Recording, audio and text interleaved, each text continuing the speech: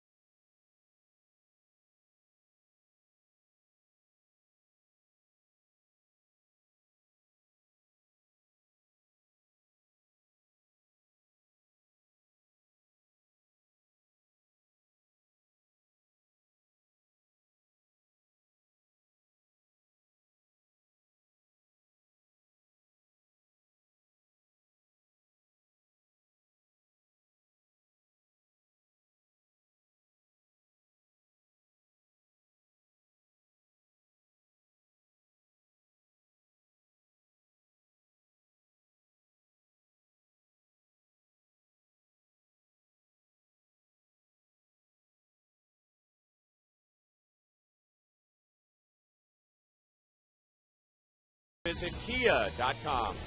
And by Kellogg's, the best to you each morning.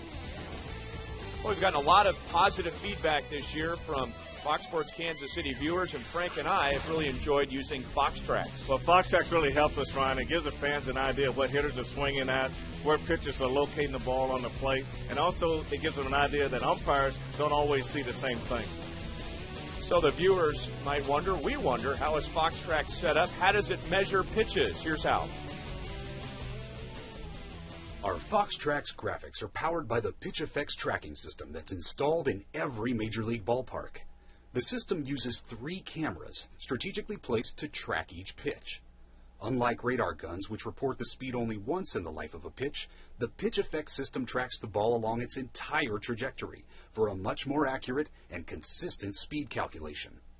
With all of this new tracking information, we can now identify each pitch's type, rotation, break, and where it crosses the front of home plate. The Pitch Effects system is accurate to within 1 inch, or about 1/3 of a baseball.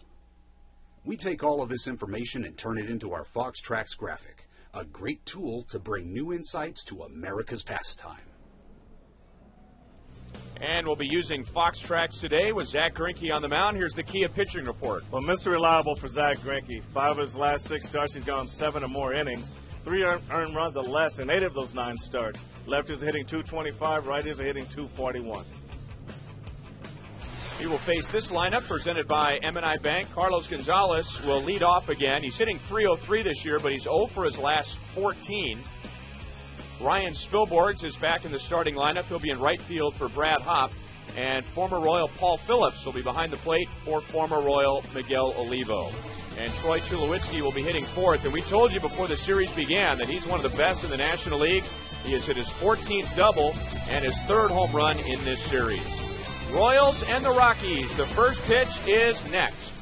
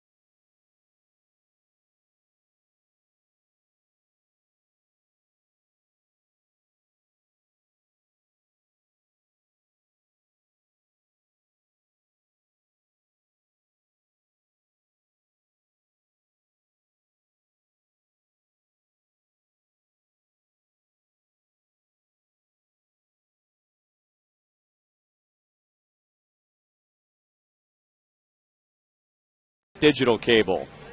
And we had some unfortunate news before the game today, and with more on that, let's go out to right field, and here's Joel Goldberg. Well, Ryan, thanks a lot. Certainly news that we do not want to pass along, and Jose Lima was passed away in the early hours of this morning, a massive heart attack in California, and they just had a moment of silence for him here at the ballpark. Jose Lima pitched for the Royals in 2003 and 2005. When he came here in 2003, his first start was actually in interleague play. The Royals won that game, and then he ended up winning his next 7 straight decisions. But, of course, he was known first and foremost for being a fun guy, a colorful guy. And, you guys were around him more than I was because I wasn't here then. But I will forever remember seeing him in the visiting clubhouse. And, of course, he was always a guy that was singing. And I remember being in St. Louis, going over to the visiting clubhouse to see the Kansas City Royals. The music was blaring, and Lima walked right by me and said, "It's Lima time." Jose Lima, guys, was 37 years old. Boy, we remember that 2003 season. That was the last winning season for the Royals. And they got off to that great start, 9-0. And people forget that the Royals then dropped below 500 and then put it back together. And it all began with that start that Joel was talking about against the San Francisco Giants, being signed out of the Independent League. He didn't get the win. The Royals won. And then Lima went on that run that Joel was talking about. So when the Royals turned that season around in 2003 and took a shot at the division title, Jose Lima was right in the middle of it. Right, he was very colorful also, and he's one of those guys on the ball club who just inspires everybody else from an energy standpoint. And you see pitchers on the mound that some of them are show, but it was no show with him. He was all about getting out there, competing, and having fun. Zach Greinke is going to get one out on one pitch, and that was Dexter Fowler leading off, not Carlos Gonzalez. The Rockies made a late switch at the top of the order, and Gonzalez had been bothered by a sore wrist. So Fowler, who was hitless in yesterday's game, flies to center field, and now he is 0 for his last 22. Gonzalez was 0 for 14, so a couple of guys struggling at the top of the order. And Zach throws a strike to Jason Giambi. Giambi 2 out of 8 with a double. And the National League teams able to use the DH in the American League ballparks.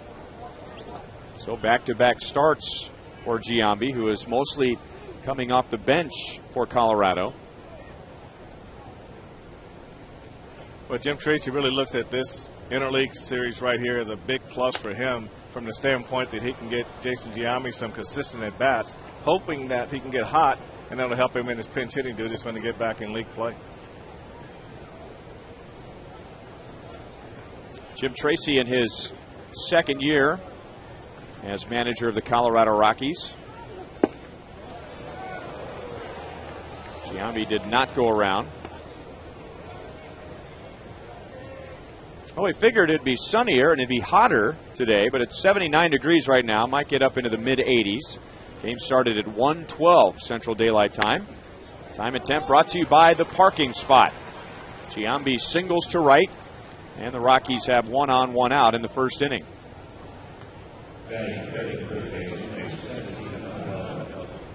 And the defense behind Zach Greinke today. Willie Bloomquist will be in left field with Mitch Meyer back in the lineup. And David DeJesus. Diaspo and Betancourt on the left side. Chris Getz gets the start. So Mike Avila's getting the day off. And no day off for Jason Kendall. He starts his 43rd game in the Royals' 45th of the season.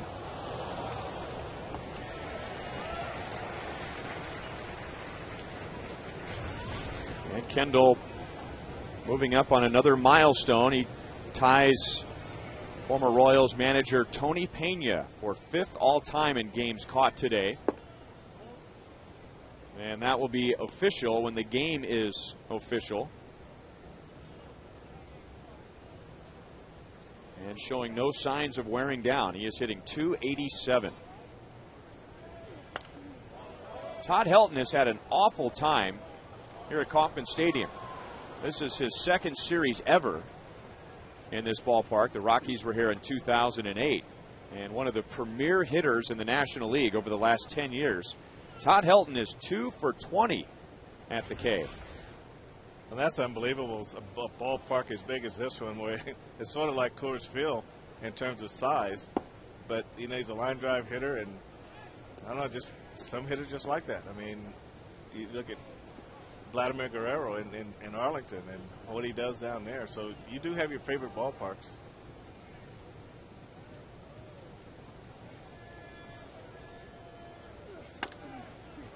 Up the middle, Betancourt to the bag, double play. 11 pitches, and Zach Greinke is through the first inning.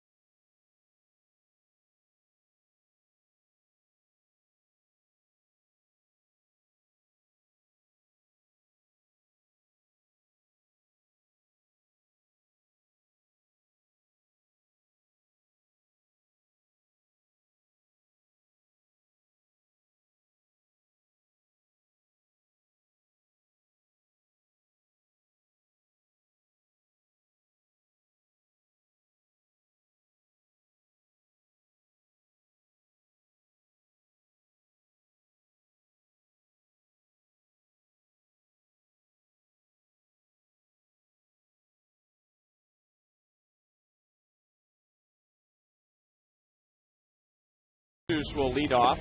Mike Aviles gets the day off, so Jason Kendall will bat second. Chris Getz is at second base today, and Willie Bloomquist is in left field. Facing right-hander Aaron Cook, here's the Kia scouting report. Well, Aaron Cook, Ryan, is 0-5. He lost his last 8 on the road, and he's 0-5 with a 7.36 ERA.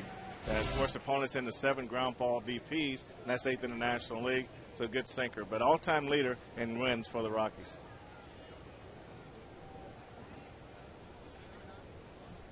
So David DeJesus back to the leadoff spot. He has a 7-game hitting streak. Takes a sinker for ball 1. David with 3 hits and a walk in this series.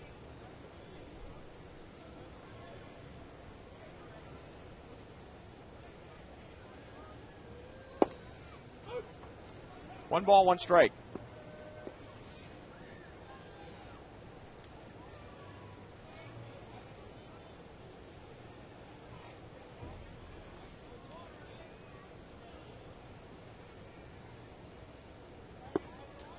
Aaron Cook is one of those sinker ball pitchers where that's about all he will throw, especially if his sinker is on.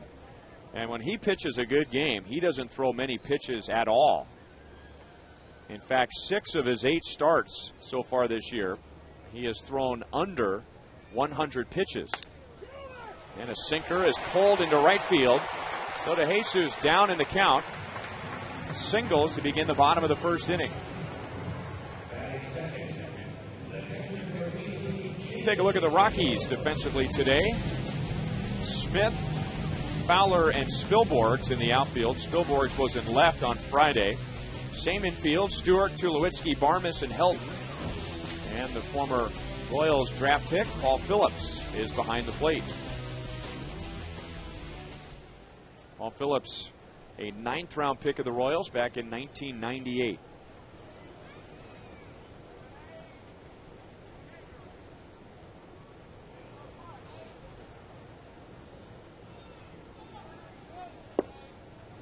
A strike to Jason Kendall.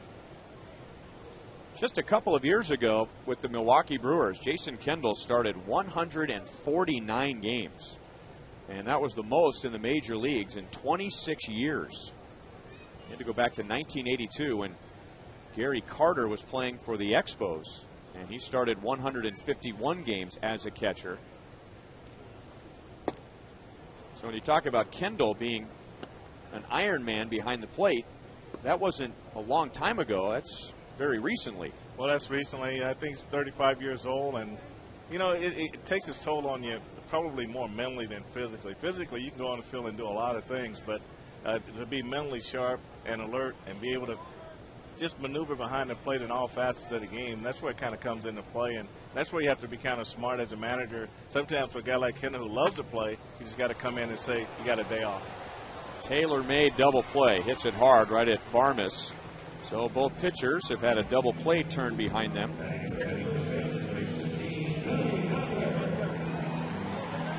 And with 2 outs and nobody on, Billy Butler to the plate. Aaron Cook, as far as pitch count goes, 2 years ago, he threw a complete game against the San Diego Padres on 79 pitches. And we were reminded of that last year when Luke Ochaver had the 80-pitch complete game against the Cincinnati Reds. That was the lowest amount of pitches since Aaron Cook in 08. But that's nothing. In 2007 against the Padres again, Aaron Cook had a complete game on 74 pitches. Well, I think what he does in those games, he recognizes whether or not his sinker's working, and if it is working, he'll throw it until the other team makes him change. If you're getting ground balls, I've always said you don't have to throw all your pitches to every hitter. If you got a pitch that's really working, getting those ground balls, got your defense involved, then I would stay with it until the hitters make me change.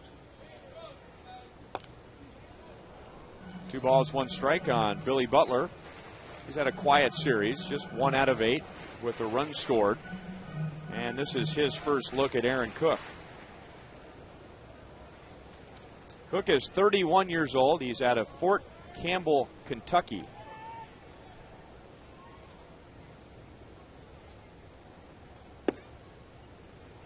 And Frank pointed out that Aaron Cook leads the Rockies in all-time wins with 64, which isn't very much. And part of that is because the Rockies have only been around since 1993.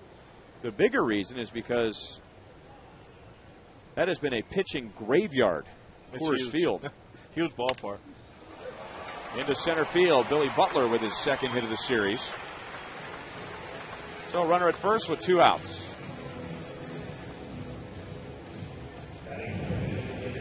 You go back to Aaron Cook and being able to just stay with that sinker. You go to that ballpark where the ball used to just really fly to that ballpark. Maybe that's why he stayed primarily with that sinker, to keep the ball on the ground.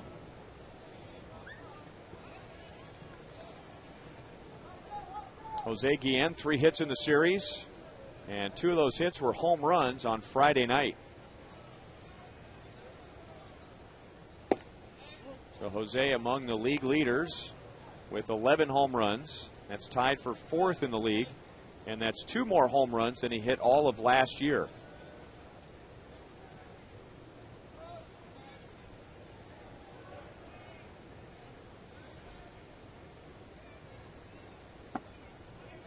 Two balls, no strikes.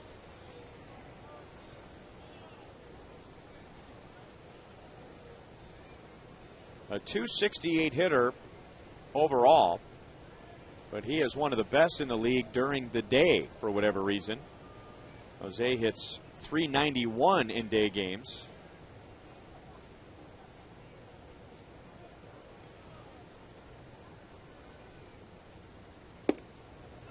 And he's ahead in the count, 3 balls, no strikes.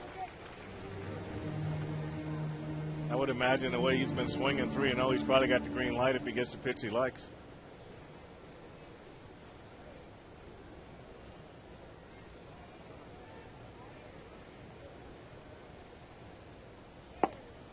It's a 4-pitch walk.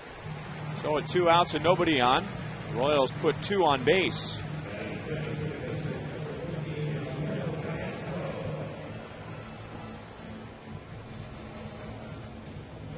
And now Alberto Callaspo.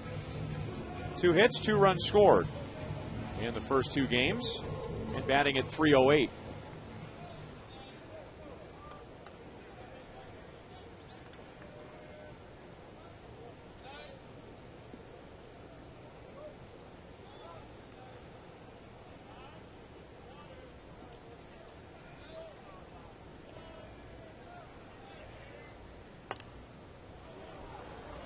(0-1).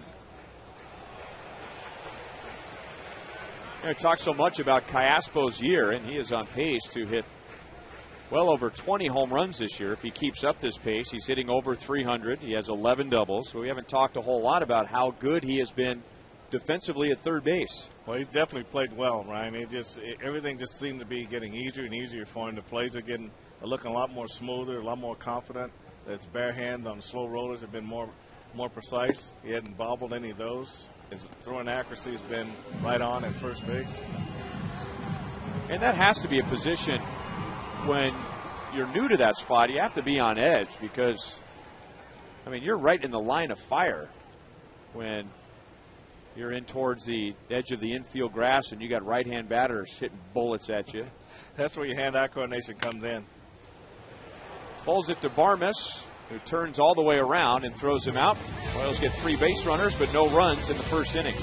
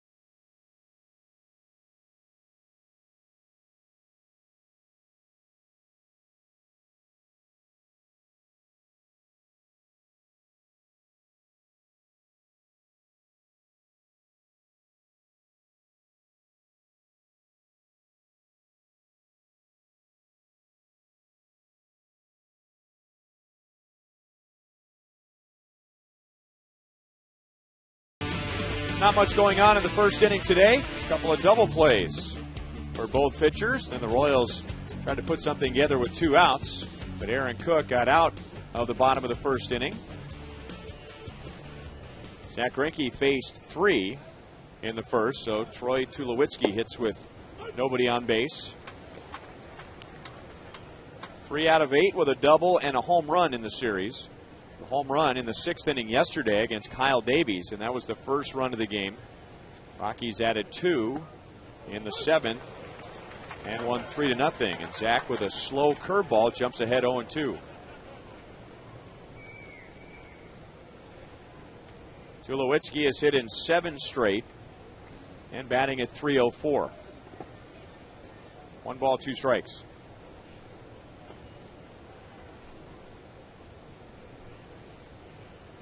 The Rockies knew what they had with Troy Tulowitzki. They took him in the first round of 05. He was second in the National League Rookie of the Year voting in 07. Finished second to Ryan Braun of the Brewers. And the very next year, 1 year after his first big league season, they signed him to a 6-year contract, which looks like a great deal now. He's out on a fly ball to center field. So they didn't waste any time with him. All they needed to see was his rookie year, and they said, we're going to build the team around this guy. Well, I managed to get him in Double-A in 06, Ryan, and he moved very quickly. But you could tell right from the very beginning that there was something different about this guy, the way he moved around. He talked to his Tommy Runnels, who's the bench coach here with Colorado, was the manager at that ball club. Talked to him about him, his leadership qualities, just so many good things that he brought to the table. 0-1 to Seth Smith, who's a former second-round pick of the Rockies back in 2004 out of Ole Miss. He was also a backup quarterback there for 3 years. He was the backup to Eli Manning, although he never took a snap in an actual game. That's got to be tough. Just sit back and watch him play. It's interesting, too, Todd Helton, is a former quarterback at the University of Tennessee. He was right in between Heath Schuler and Peyton Manning. He did a little bit of backup work for Peyton Manning. So as it turned out, Seth Smith and Todd Helton hook up in Colorado, and they can talk all about the Manning boys and what it was like standing on the sidelines and watching them carve up defenses. And, you know, no matter how good the guy is ahead of you, you always want to be able to play. At some point, your experience, you always want to say, I got a chance to do this. And I don't think they had much of a chance to do much but watch.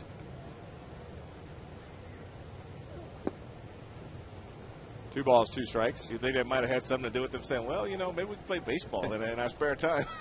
Well, you know, people forget Todd Brady, one of the greatest quarterbacks in the history of the NFL now with all of his rings. He was a backup at the University of Michigan. Off the end of the bat and into right center field. It's going to be a long run for Meyer. But Jesus didn't get the jump he was looking for. So 2 fly balls to center field and 2 down in the second inning. Well, we talked a lot about Foxtrack in the opening, Ryan, and how fans can use Foxtrack. You can see here with Zach, he just stayed primarily on the outer half of the plate. You see where all the balls are, and then they leave just one down and away, and he just forced Seth Smith to reach for this ball, and that accounted for the lazy fly ball to right to center field. Ryan Spilborghs, 1 for 5, started on Friday and then came in late yesterday.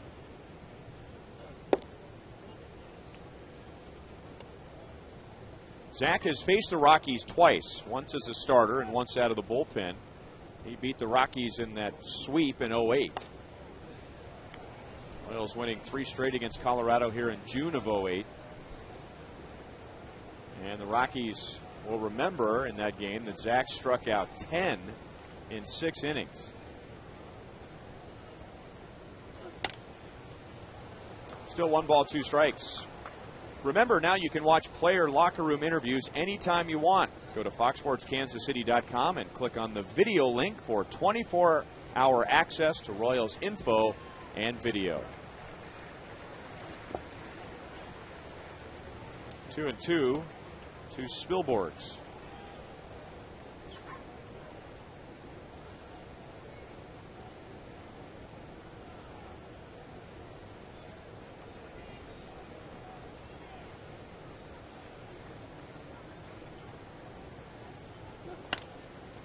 Again into center field.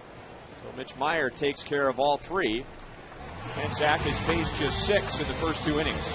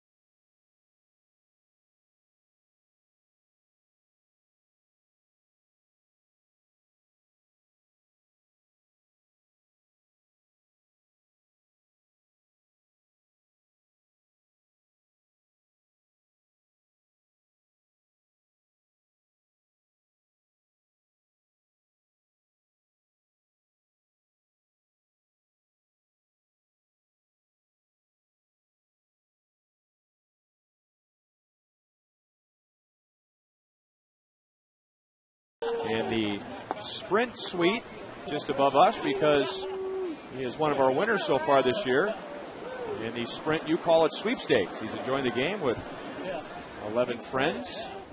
And we still have 7 more opportunities for you, yes you, to win a suite here at Kauffman Stadium. Mitch Meyer, Unievsky Betancourt, and Chris Getz in the bottom of the second inning. And Mitch may have broken his bat, and the count is 1-2. Here are the rules. If you'd like to take your chances at winning a suite, if you participate and you call it today, you will text in your selection. You'll get a bounce back text message with instructions on how you can register. You can also go to their website at sprint.com/sponsorships/sports.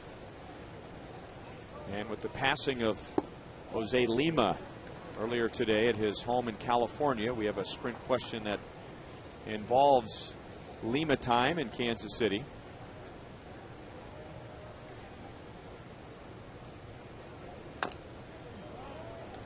Still 2-2. Who was the most colorful ex-Royal? The Mad Hungarian, Al Raboski, Jose Lima, Dan Quisenberry, who had a great sense of humor, and Frank suggested Brett Saberhagen as letter D because he was the prankster, huh? He was the biggest prankster I knew. Tulowitzki cuts it off in the hole, and an off-balance throw is right on the money. Meyer is out, number 1. So text 432-432, enter keyword Royals, followed by a space. A for Raboski, B for Lima, C for Quisenberry, and D for Saberhagen. And don't forget to register when you get your bounce back text message, and you can enjoy the Sprint suite for a game with you and 11 friends right above us. Boy, it's still just shocking news to hear about Jose Lima. I mean, just devastating. He was so full of life. Line to right. Swillboard started in and now fades back to make the catch. And I think for most people, you watch him on television with his antics on the mound and you wonder if that rubs teams the wrong way. But when he came to Kansas City, of course, everyone would ask, well, how's it having Jose Lima on the team? And I used to say, you know, when you're around him every day, you either like him or you love him. Well, you're right about that. And he did have an appearance at Dodger Stadium on Friday night before the game and got a rousing ovation from the fans Friday night. So he, you know, wherever he goes, he leaves a lasting impression. And you get to see the, I don't know what you call the dancing that his band did, but I mean, he was a lot of life. He had a band that he performed with, and when he's around though, you look at even in the dugout, even on days he pitches. I mean, he just always like he's having fun.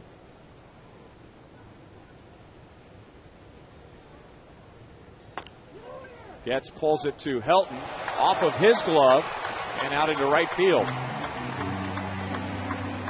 Got caught in between, and Getz is at first with 2 down.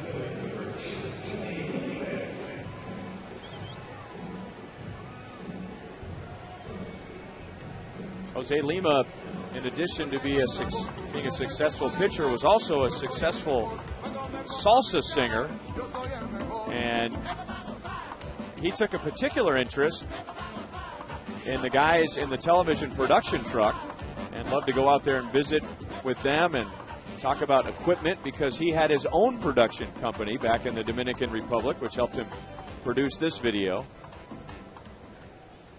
You know, the thing about his enthusiasm, and you know, you say this about certain guys, and with Lima, you really mean it. It was never intended to show anyone up. I mean, he was just into it. I mean, he just was so fired up on the mound, and that was his way of expressing himself. It may have rubbed other players the wrong way, but he was a very good teammate. He was one of those guys that was there for a player that was struggling and trying to get him to laugh, trying to get him to loosen up. And as you pointed out, the games that he didn't pitch, he was always the guy on the top step waiting for the defense to come in if somebody made a good play, or on the top step if somebody got a big hit, and the first to congratulate him. I think when he went back to the Independent League, it was a little different for him. And when the Royals pulled him out of the Independent League, I think he just realized how fun this game really is, and just took it to the next level. And when he came here, he was trying to help turn this team around, and he had a level of consistency about him that I think everybody liked. And I mean, like you said, he wasn't different one day and another way the next day. I mean, he was the same every day. And I think players and people like myself who got to talk to him a lot, we just come to appreciate that.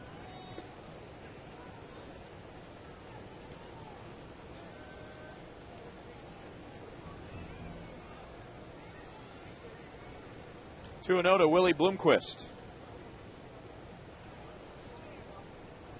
Willie 1 for 2 with a walk, a run scored in the stolen base yesterday, and that was a big hit for him because it snapped an 0 for 16. 3 balls and no strikes. So Willie getting back-to-back starts. Mitch Meyer getting the day off yesterday, so Willie played in center. Scott Posednik getting the day off today, so he's in left. And remember, Willie had surgery on both of his knees during the offseason. And the Royals still feel like the best place for him as far as his knees go is standing on the outfield grass rather than the infield dirt, at least to this point. 3-1.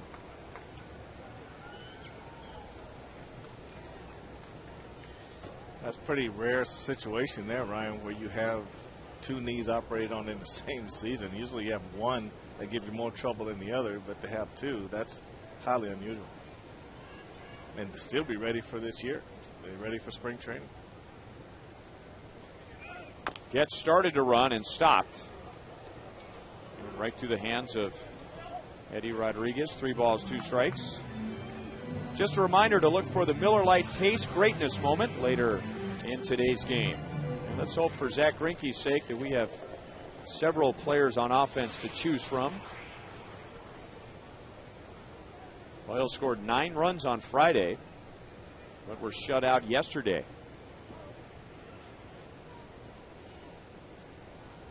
Gets reaching on an error by Todd Helton with 2 outs.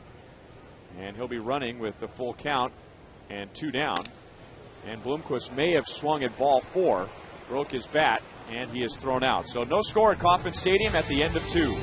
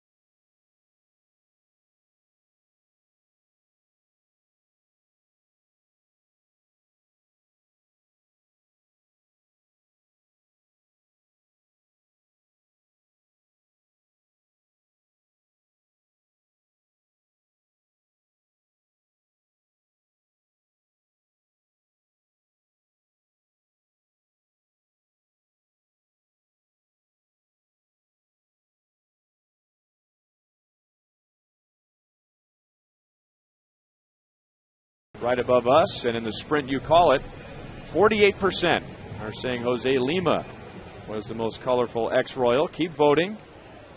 If you haven't heard, Jose Lima passed away early this morning at his home in California. He was 37 years old. And the early reports are suggesting that it was a massive heart attack. Squibbed off the end of the bat. Callaspo breaking over from third and takes care of Ian Stewart. Well, we hope that you'll be here at Kauffman Stadium on Tuesday, June the 1st, as the first 20,000 fans will receive a T-shirt celebrating the 1985 World Series 25th anniversary, presented by AT&T. It's the second of 6 T-shirt Tuesdays throughout the season, so get your tickets now and collect all 6. Just go to Royals.com or 800-6-ROYALS. Look at the schedule, and you can buy your tickets right online. So 1 pitch, 1 away. And now ball 1 to Clint Barmas.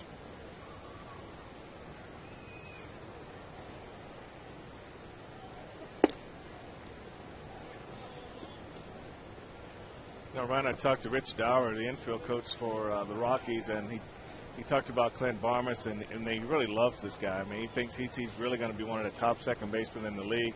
He said he's underachieving right now with the bat, but in terms of playing second base and turning the double play, throwing from all angles, he thinks he's one of the tops in the National League.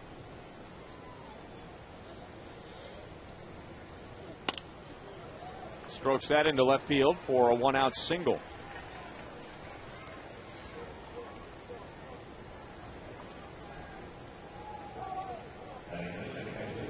So 1 on, 1 out. Zach at 32 pitches and 59% fastballs. That's a bit low for him. So he's going more with an off-speed approach with changeups, curveballs, and sliders in the first 2+ innings against the Rockies. Well, free-swinging team. I think he feels like he can get them out front, get them off speed with more breaking balls. They're fastball-hitting ball club. And normally when Zach is on with his fastball and spotting it the way he wants it, he stays with it. But he's got a sometimes he has a habit, Ryan, I think, of just changing his whole game plan. And I think what you see right now is a complete change from his last game plan when he pitched in Baltimore.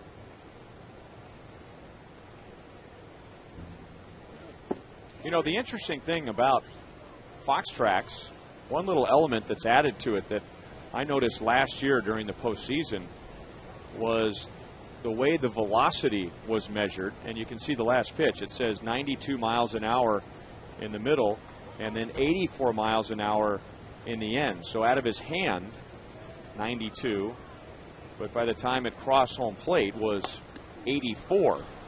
And some people say, well, you know, this radar gun or that radar gun is faster than the other, and actually that's not true. Radar guns are pretty much the same. They're calibrated the same. They just pick up the ball in different spots. So a radar gun that would say Zach is throwing 95 might be picking it up out of his hand, and one that says he's throwing 93 might be picking it up a little bit later. And I thought that was interesting, Frank, because, you know, I can remember in college, and you remember in your career, there were guys that got through 95 miles, well, not for me, but for you, 95 miles an hour, but it just didn't seem that hard when you got to the plate. And then there were guys who threw 88 to 90, and it seemed like they threw harder than that. And I think the radar gun is showing that some guys maintain their velocity better than others. It may come out fast, but it's not as fast once it crosses home plate, if that makes sense. Well, it makes sense. I was going to ask you, do you think that it's measuring arm speed? Sometimes guys' arm speeds are faster than other guys, but the ball don't always come out as fast. But you always talk about quick arm, and I think maybe that might be out of the hand and maybe part way to the plate, then all of a sudden it loses. It's kind of like a guy who squares a ball up at the plate and it leaves fast, but then it loses steam as it gets toward the outfield. Sure. And you say, well, I really thought he hit that ball better than that. Phillips over the mound, and Betancourt can't make the play on the short hop, but Meyer is there quickly, so Barmas will hold at second base. That'll be a base hit. So first and second and 1 out. Now that fastball registered at 95 miles an hour. But by the time it went through the zone, it was 86. Now that doesn't mean that Zach's fastball is really 86 miles an hour. It just says that while the radar gun clocks it at 95, it actually loses 9 miles per hour from hand to the strike zone. Wow. And again, getting back to some of the pitchers that were highlighted in the postseason with the Fox Tracks, You know, there were guys that were throwing 95, but when it got through the zone, it was 88. And then there were some guys who were throwing 95, and when it got through the zone, it was 92. Joaquim Soria would be an interesting guy to watch with Fox Tracks because he throws anywhere from 90 to 92, but guys don't pick up his fastball. I wouldn't be surprised if he doesn't maintain a lot of his velocity from hand to catcher's glove. Well, he gets a lot of swing and misses, and there's a good chance he's probably due to pitch, regardless of how this game come out. He's probably due to pitch at some point in this game today. 1-2 on Dexter Fowler, who swung at the first pitch of the game and flied to center field. He is 0 for his last 22. It'll be interesting if we had Fox Tracks back when Nolan Ryan was pitching, because his ball, when it went by, it seemed hard. I mean, he didn't seem to lose anything from hand to glove.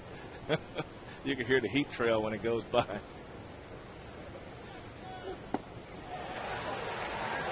Zach has his first strikeout.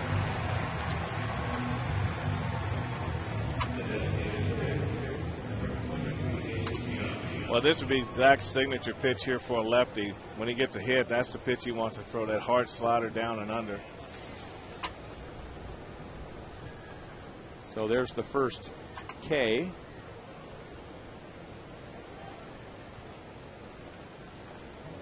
So 2 on for Giambi, and that's hit hard into center field. And it's a long run for Meyer. It's over his head and over the wall. Jason Giambi hits his second home run of the year, and the Rockies take a 3-0 lead.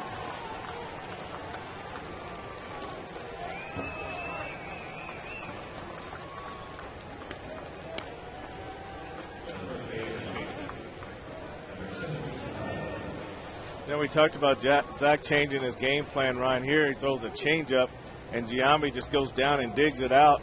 And this is one of the few balls that he's been able to square up in this series. And this ball was starting to tail away from him, but being a changeup, it gave him a better chance to get to it, and he drove it over the right center field wall. That's Giambi's 34th career home run against the Royals and his 15th here at Kauffman Stadium. And to add to that, he has 4 home runs against Zach. And now Helton into center field. This is playable for Meyer. So the inning is over. Giambi hits a 3-run home run, and the Rockies jump out in front.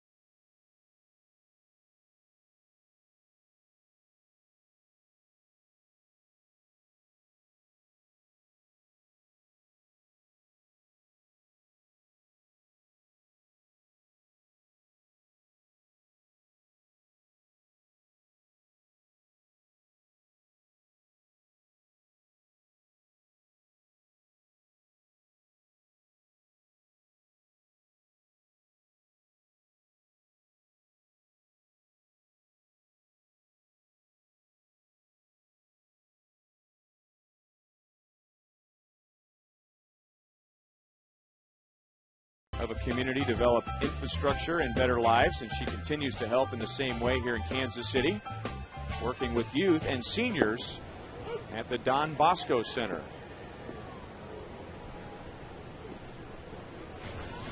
Three to nothing Rockies. Top of the order for the Royals. David DeJesus leading off. Scott Pasednik getting the day off. David singled in the first. He has an 8-game hitting streak, and his average is up to 276.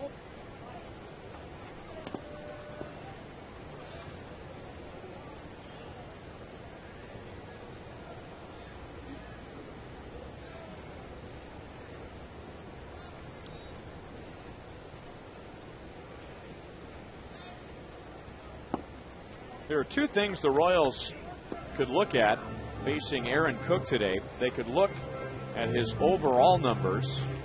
He is 1-3. His ERA is over 5. Or they could look at what he did in his last start.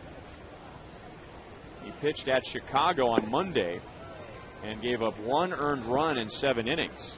And the Royals have seen a few pitchers like that this year. Guys who don't have good overall numbers but are coming off a very good start or 2 good starts. And you see that Cook only had 84 pitches in those 7 innings. We were talking earlier about how pitch efficient he can be. So a guy with an ERA over 5, but a pitcher that the Rockies think are on the upswing.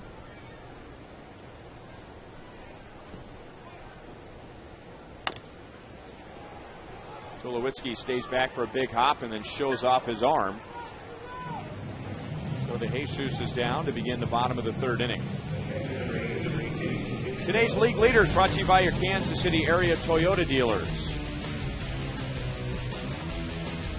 As far as the major leagues go, the Royals are 3rd, tied with the Twins at 275, 2nd in the American League, trailing over the Yankees, and the Dodgers leading the National League at 276. Royals have also had a very good season this year compared to last year in cutting down strikeouts. Royals had a big-time problem last year with strikeouts and have had a dramatic improvement in that department. It's 0-2 to Kendall.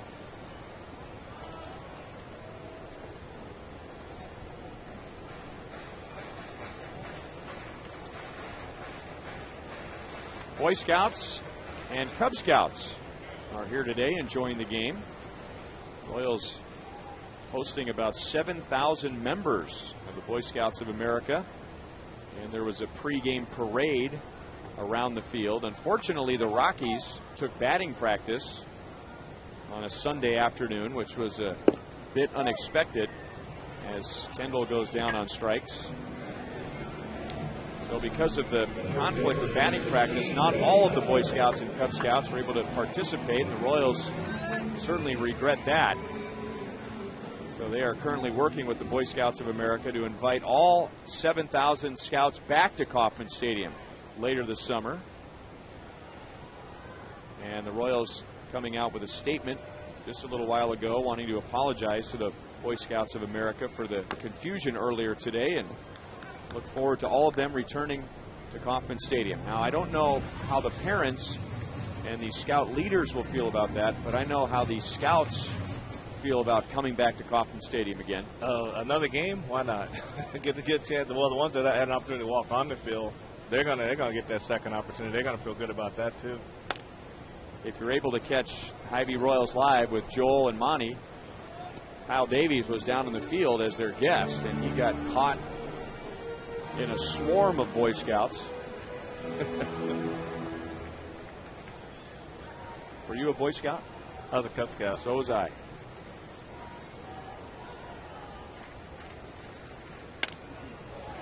Shallow right field, and it drops in front of Spilborghs.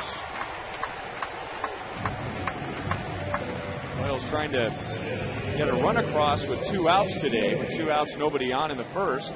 A single and a walk, didn't score. With 2 outs in the second, a runner reached on an error. And now with 2 outs in the third, Billy Butler picks up his second hit of the day.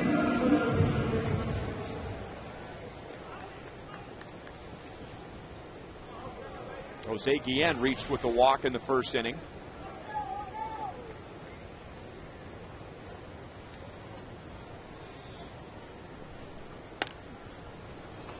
No balls, 1 strike. Now, in order to throw as many games as he has in his career with less than 100 pitches, you have to jump ahead of the hitters, and he's done that today. 9 out of 14 hitters have been no balls, 1 strike, or have put the first pitch in play.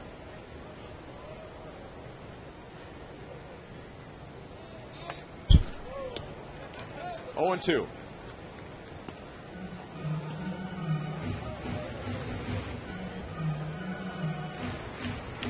First pitch strikes also gives the pitcher an advantage on the hitter. You always strike one, and the hitter doesn't know what's coming next. If you ball one, then he has an idea what's coming. So anytime you're ahead of the hitter, you're in control with the ball.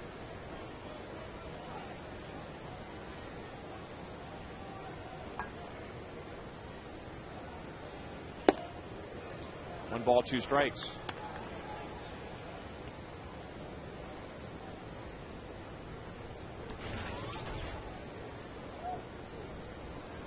Bill Mesh and Rich Harden on Tuesday night. The Rangers are in town for a 2-game series. IB Royals live at 6:30. First pitch at 7:10. Jose lifting it into left center. Dexter Fowler makes a one-hand grab. Royals have stranded 4 in 3 innings.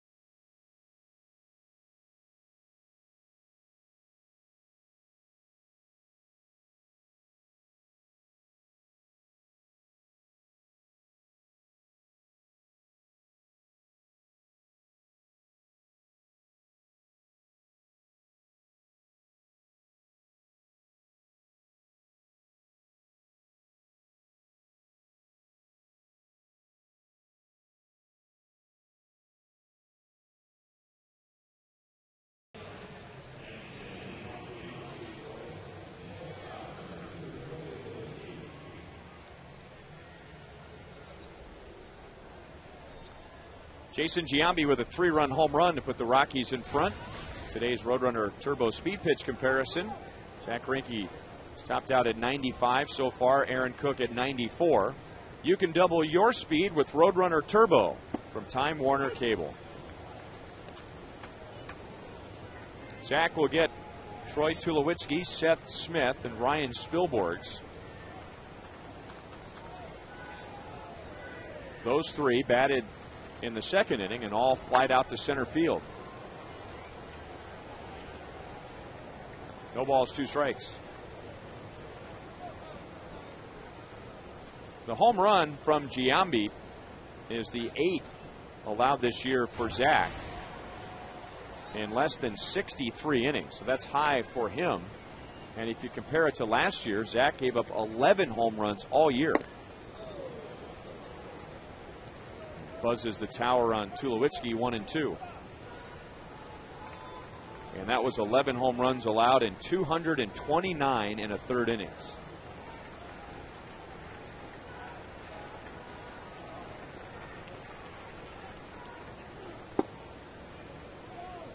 Two balls, 2 strikes.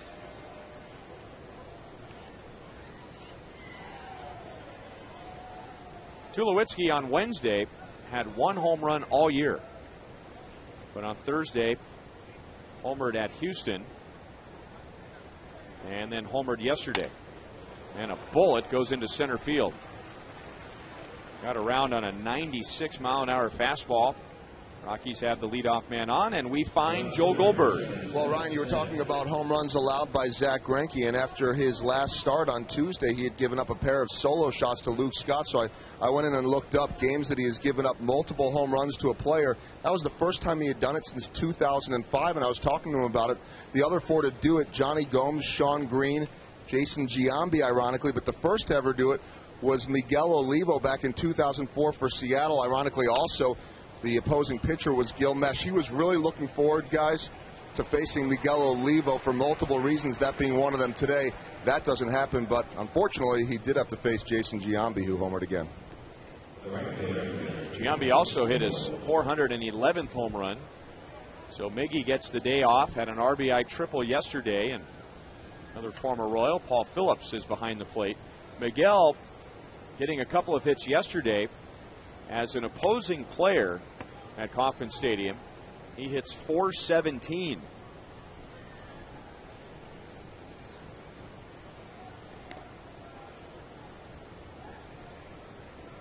Well, Zach last year dubbed Miguel Olivo his catcher for his games, and to want to be able to pitch against him, I'm sure that Zach always picks out different challenges, and I guess he looked at Miggy as a good fastball hitter, and also he's got his good slider that can take advantage of him if he gets ahead. But Miggy's one of those guys, you make a mistake, and with a fastball, he can hurt you pretty bad. He has 8 home runs this year. One of them a game-winning home run. Standing right next to Paul Phillips in the Rockies dugout.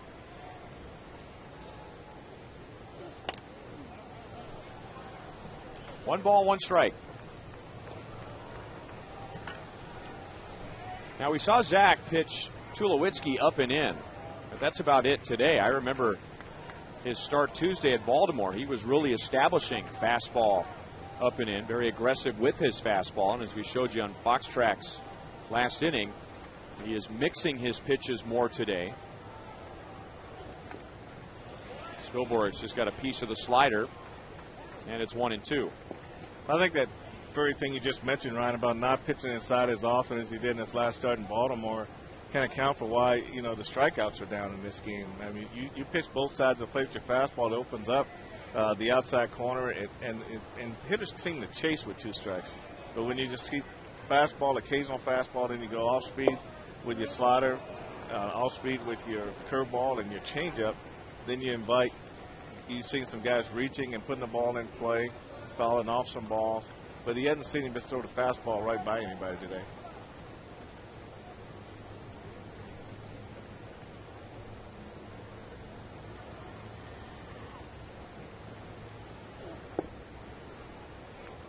Three balls, 2 strikes.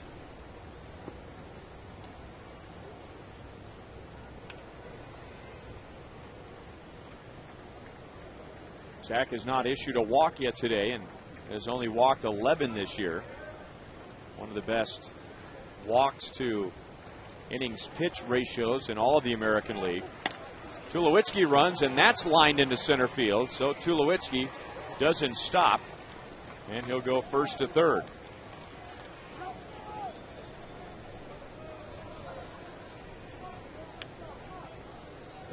Just in case you didn't hear at the top of the show, we received some tragic news that former Royals pitcher Jose Lima passed away early this morning at his home in California. He was 37 years old. Jose pitched with the Royals in 2003 and really was the spark that the Royals needed when they started to tail off after a fast start in 03, got back into the race and really weren't knocked out until the middle of September. And then Jose came back to the Royals in 2005. That year the Royals won all 8 of his starts. I mean, he got credit for 7 of those wins, but all 8 starts the Royals put a W on the board.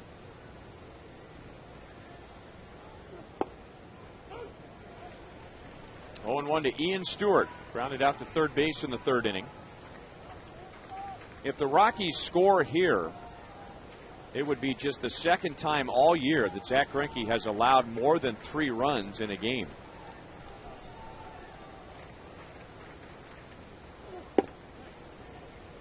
One ball, one strike.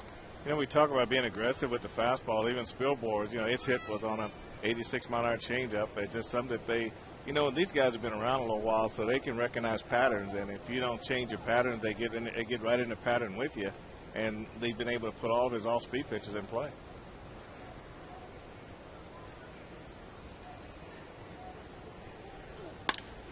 And another line drive to the outfield. This is going to roll deep.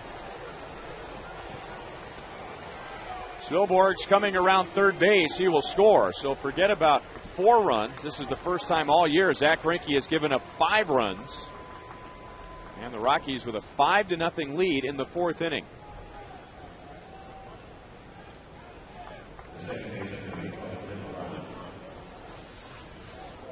Well, Zach leads the fastball up out over the plate here, Ryan, and Ian Stewart just goes with this, and just a shot in the left center field. This ball split Mitch Meyer and Willie Bloomquist in a hurry.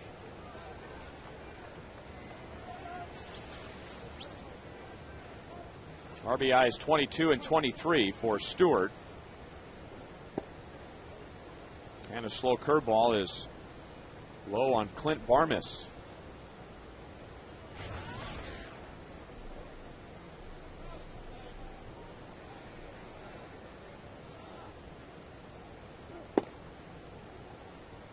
Well, you can just hear a bit of a buzz at Kauffman Stadium and a sense of shock with the fans that are here today. They're not used to seeing Zach getting hit like this.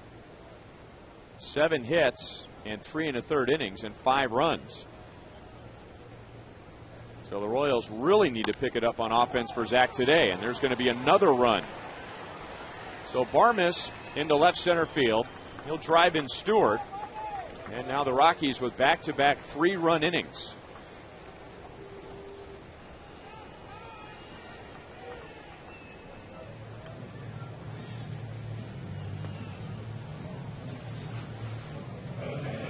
We take a look at box tracks here, and right now, Ryan, you can only look at location as being a problem for Zach with his fastball. That one right in the middle of the plate, and Clint Barmes, he just really jumped on this ball. Hot line drive in the left center field. And Stewart coasting the home plate.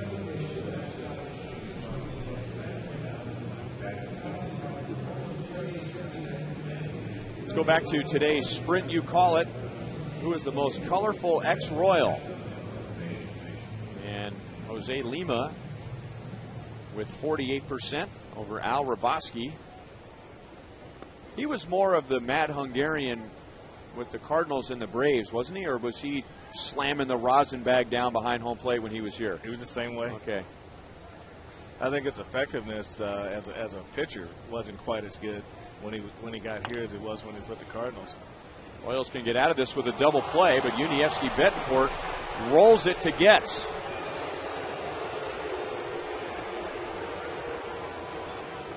So the fans were thinking inning-ending double play, but apparently the ball is not carrying today at Kauffman Stadium. Well, you got to get it out of there. Now, he never did get this ball in the center of his hand. He right on the tip of his fingers. You watch it come out of there, and just for some reason, when he went to shovel it over to Getz, his fingers dropped and the ball rolled right out of there. And now ground ball goes through the right side. Dexter Fowler snaps a long hitless streak. And he drives in Barmes, and it's 7-0. Dexter Fowler had been 0 for 23. And the Royals should be out of this inning if they turn the double play, and the Rockies are starting to pile on.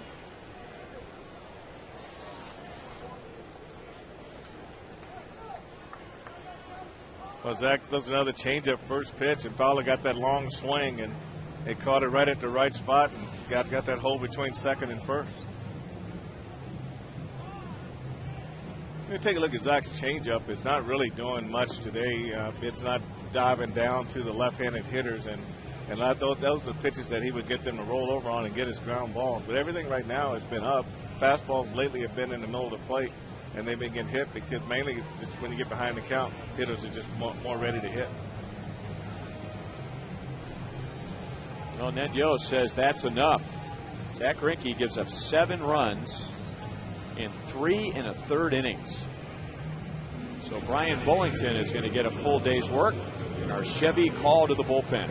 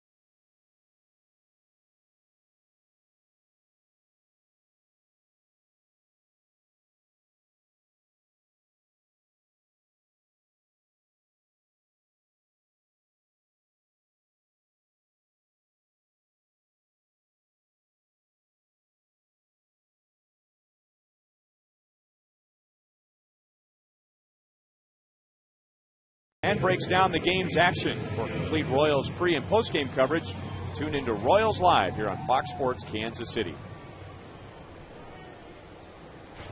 So Brian Bullington will get some work today, taking over with one out in the fourth inning.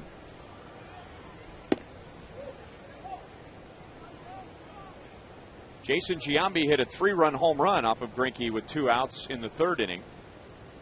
And now in this inning, Ian Stewart has driven in 2. Clint Barmas has driven in a run. The Royals have committed an error, and it was on a pretty routine ground ball to short. It looked like an inning-ending double play, but the ball was fumbled by Unievsky Betancourt. So no outs were recorded, and the Rockies are still swinging.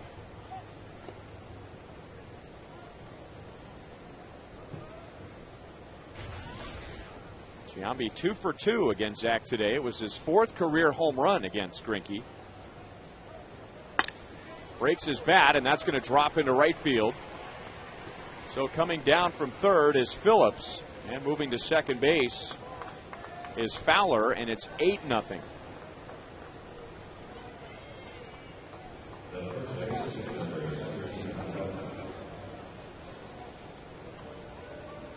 I tell you what, Frank.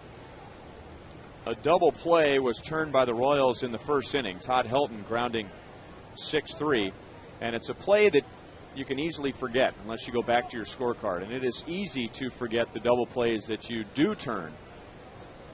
But it takes a long time sometimes to forget the ones that you don't turn. Well, especially when the other team is mounting an offensive attack. Now into left center, and coming over is Willie Bloomquist. Fowler tagging but holding at second base. So the 9th batter of the inning makes the second out. In Zach's case, you see this is that one game. You know, he's been so good for so long, and it's hard to expect him to go out there and be lights out every time he goes out. You know, he give you a certain amount of games where he is, but this is that one game where things were just off a little bit. You know, he wasn't quite as aggressive with his fastball. Location of his fastball wasn't quite where he wanted it to be. And the movement on his changeup, it just wasn't going down and away like it normally. Stayed out in the middle of the plate. Giambi got the big home run. They had a couple more hits on the changeup. So it's just one of those days where it wasn't Zach's day. So when it's not Zach's day, what you hope for is that your offense is there, and maybe he could hang on for 5 innings and maybe win the game 8-7 or 7-6 or something like that. But this is just that one day. I think that everything just kind of caught up with him. 0-2 to Troy Tulowitzki, he started all of this, leading off the inning with a single, and scored along with Spilborghs on the Ian Stewart 2-run double.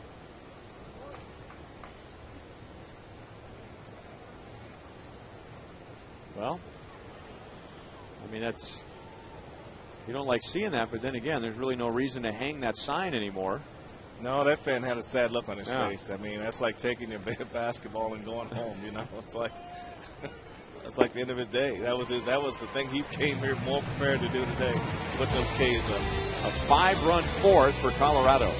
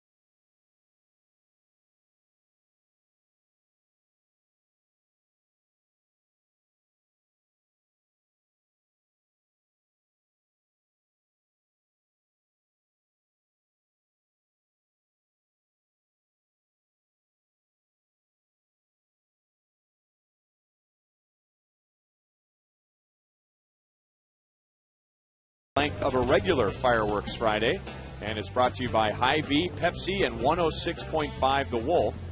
It'll feature master illusionist Michael Grandinetti. I just like saying Michael Grandinetti. Alberto Callaspo is 1 for 2, and if the Royals are going to come back today, they better start pretty quickly here. And Callaspo singles to center field with Meyer and Betancourt coming up.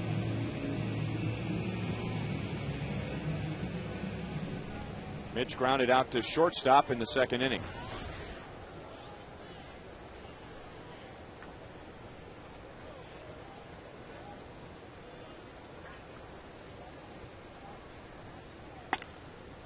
Right to Tulowitzki. The Rockies turn the double play, and that's the second behind Aaron Cook today.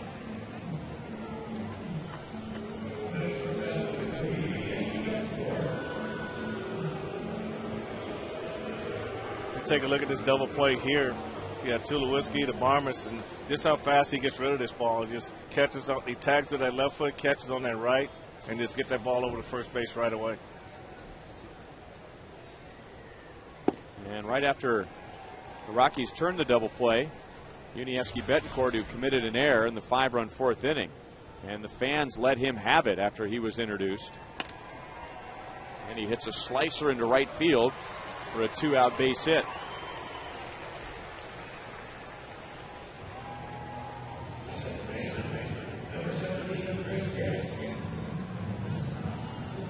Doesn't matter much right now to Uni. He's thinking about the error on what could have been an inning-ending double play. So he's 1 for 2. And here's Chris Getz. Reached on an error by first baseman Todd Helton in the second inning.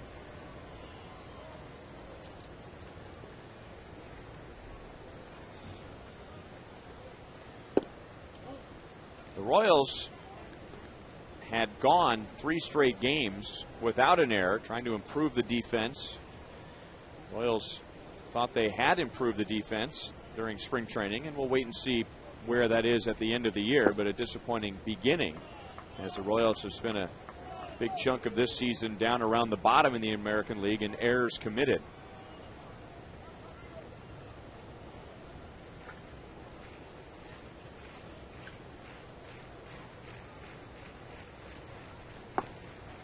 Three balls, no strikes on Chris Getz.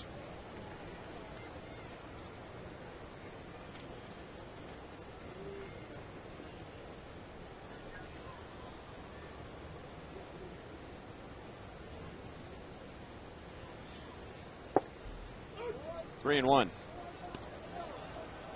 Aaron Cook is now at 60 pitches, which isn't horrible in the 4th inning. But remember, in the first, I told you back in 07, he threw a complete game with 74 pitches. So that would be 14 more pitches than right now, and he was done. He walks his second, and once again, this is the 4th straight inning. The Royals have tried to put something together with 2 outs and nobody on base.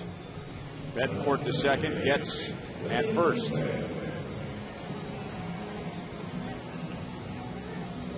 Well, it seems like today the Royals are going to have to rely on that 2-out base hit, and that's something they haven't gotten today. But that's when they playing well, they got a lot of 2-out base hits.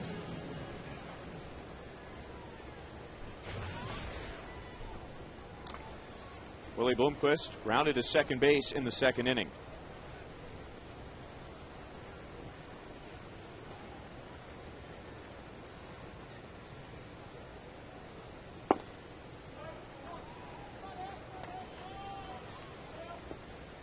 Willie in left field today.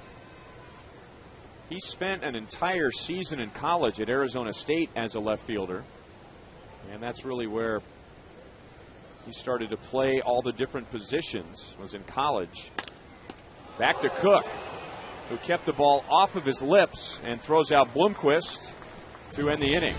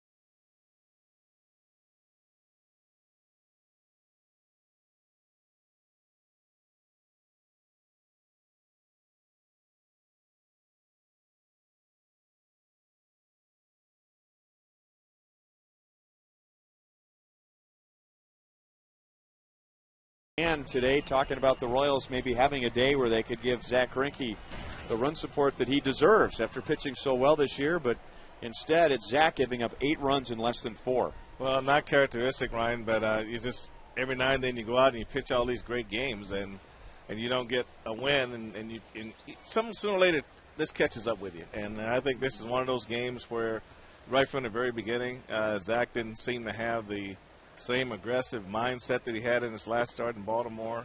1 strikeout today, that's low. A lot more off speed than he normally throws, and I think this the different game plan and everything just kind of caught up with him. And Ned Yost decided not to mess around with it after 63 pitches and all those runs. Said that's enough.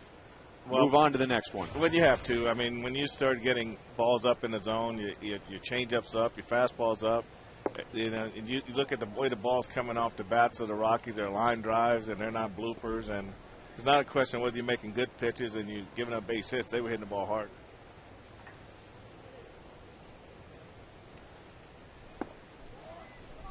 And Brian Bullington, who got the final 2 outs of the 4th inning, walks Seth Smith.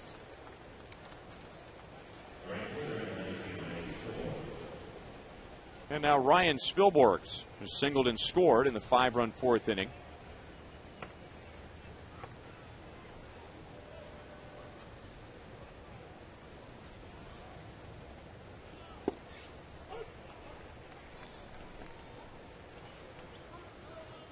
Three runs for Colorado in the 3rd.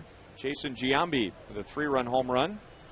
And then 5 in the 4th. One of the runs was unearned on the air by Betancourt. 1-1 on Spilborghs.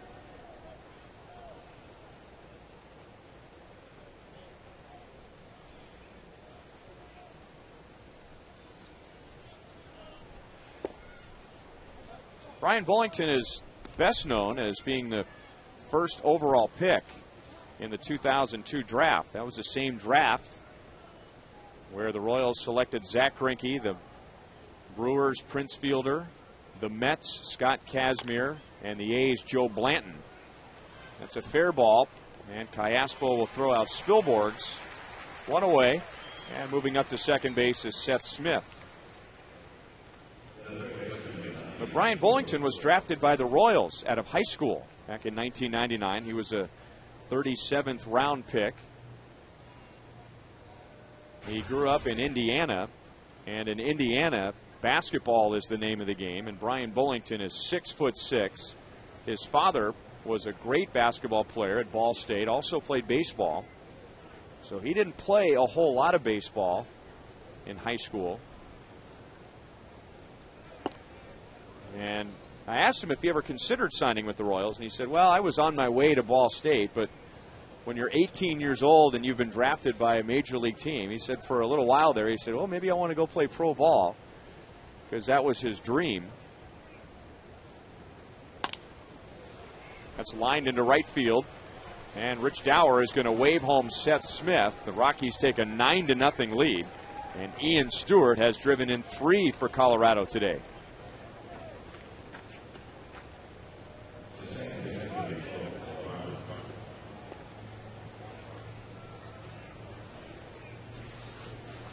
Well, Brian throws a fastball here, and Seth Smith, he really turns on it. This ball is in the inner half down, the hot spot for most left-handed hitters, and he was able to plate that RBI. I mean, the thing about our pitchers today, Ryan, it's just the mistakes in location.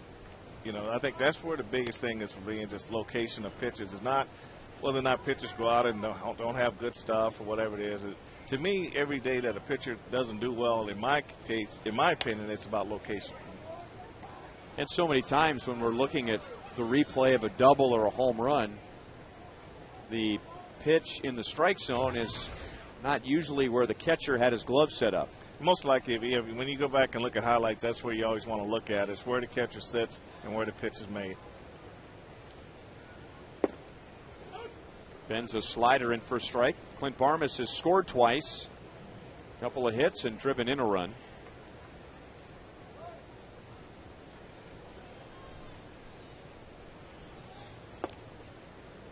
That's got to be about as big a turnaround in somebody's amateur career. You go from the 37th round in high school, and 3 years later, you're the first pick overall. I mean, most first picks overall had been drafted pretty high when they came out of high school, if they were drafted in high school. Barmas down on strikes. That's Bullington second, 2 down in the 5th inning. Luke Hochevar, for instance, was the first overall pick for the Royals in 06. Well, the year before, he was taken in the first round by the Dodgers.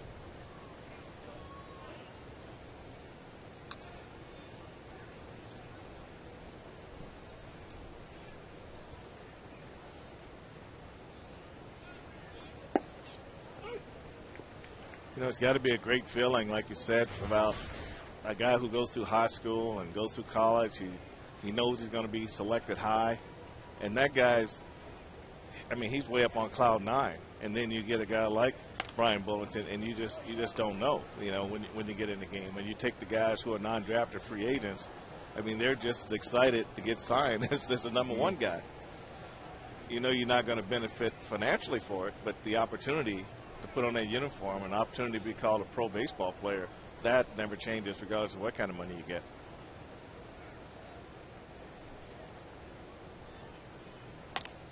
Paul Phillips has his second hit. He's been on base twice and has scored twice. And the Colorado Rockies have 12 hits.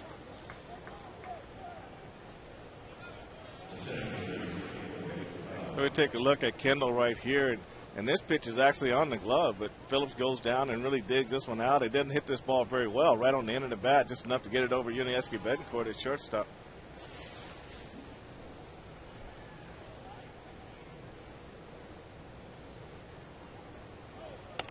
And now Dexter Fowler, who feels like a new man at the plate now.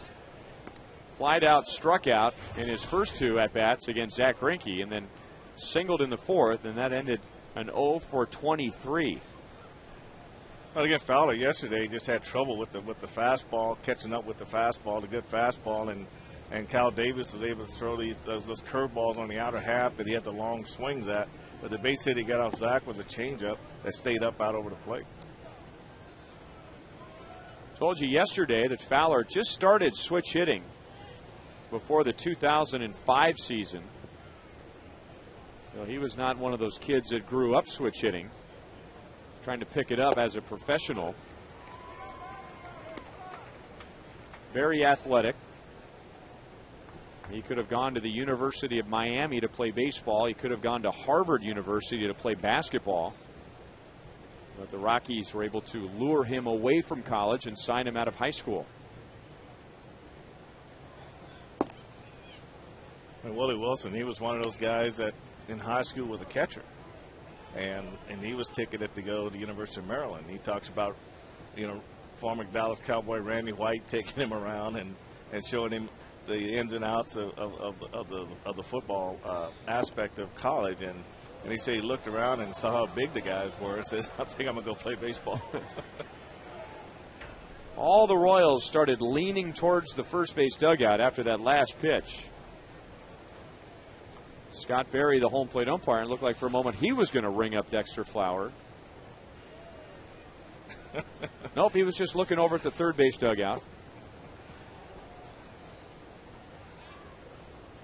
Still 3-2.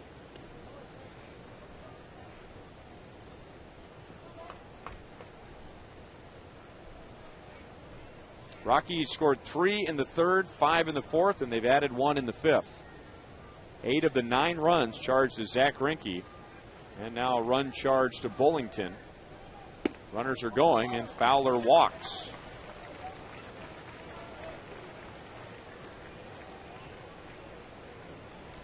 So Bullington has walked 2, including the first man in this inning that came around to score.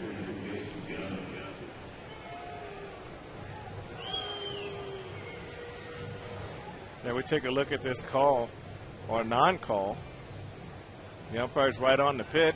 He looks like he really wants to go into his strikeout mode. He just keeps fading away. Psych.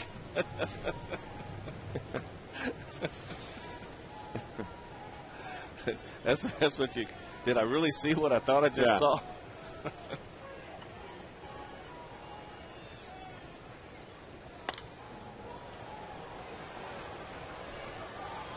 Iaspo to the Rockies dugout, and he makes the catch.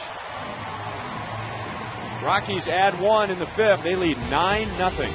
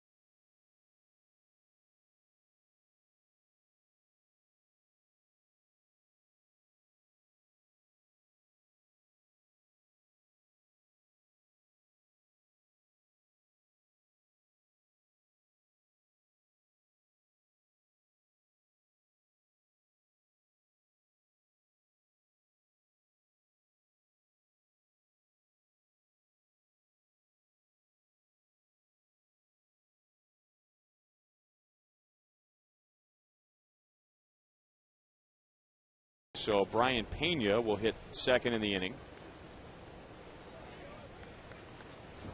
There is no consolation in the Royals dugout, down 9-0 in the 5th inning.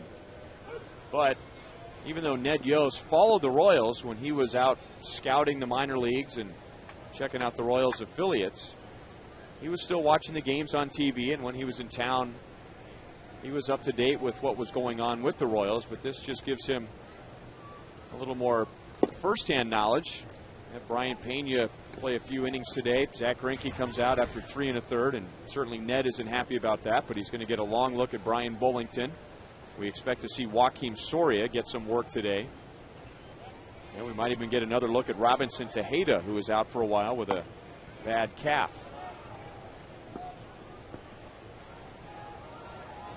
Well, one other thing he probably wants to see, still got a lot of baseball left to play. He still wants to see the guys, battle at the plate. He still want to see them hustle. You just don't want to get that feel like, okay, I'm taking a couple of guys out, so now everybody's giving up. So whoever's in this game, he still wants to see these guys play hard and still play fundamental.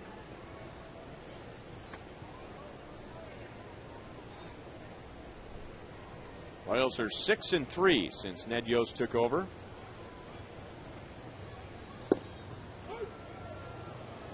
Not so fast. 3 balls, 2 strikes on David. Well, Fox Tracks really tells it like it is, and David had the good eye on this one. So you think that speed up the game is in order right here? Perhaps. He'll take the walk this time. That's not what Aaron Cook wanted to do with a 9-0 lead in the 5th inning.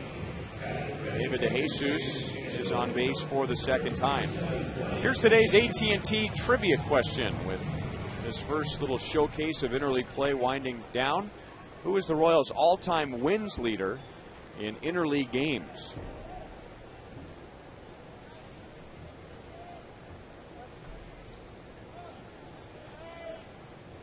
So Brian Pena takes ball 1. Jason Kendall was 0 for 2 today.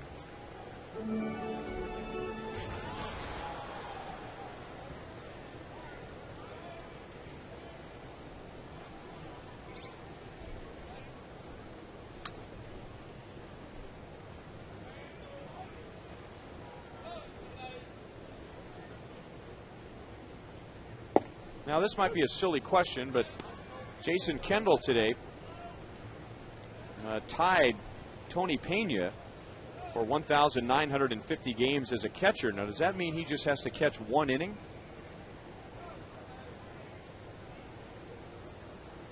Or does he have to start the game and catch enough games to qualify for an official game? Because this is not an official game yet. I'm assuming that it just means you squat down for 1 inning and you are considered to have caught that game.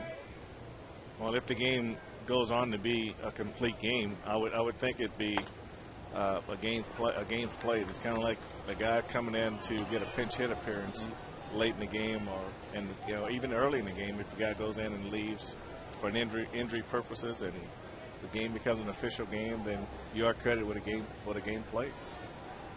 So, Joel, how silly was that question? Well, we'll find out. He's researching. Exhaustive research. Exhaustive research. Just any kind of research around here. 3 balls, 2 strikes. Well, Aaron Cook wants to be throwing strikes here. He doesn't want to be messing around with base runners with a 9-run lead. I think the big change here for Aaron Cook is that he's starting to try to pitch to the corners with his sinker rather than just throwing it to the middle of the plate and then just letting it roll over and let the guys hit ground balls.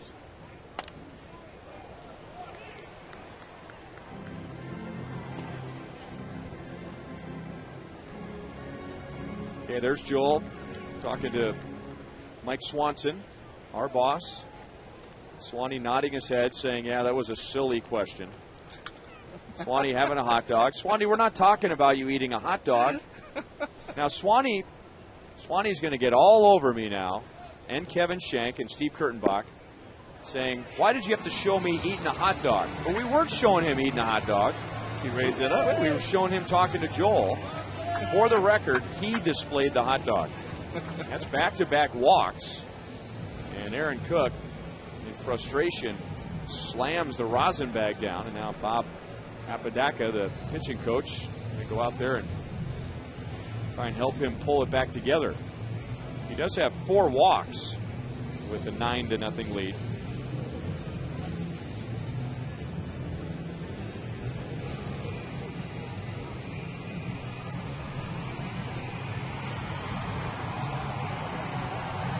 "76 pitches." And remember, back in 07, he had a complete game against San Diego with 74. And in 08 against San Diego again was 79. That's amazing. That's absolutely amazing.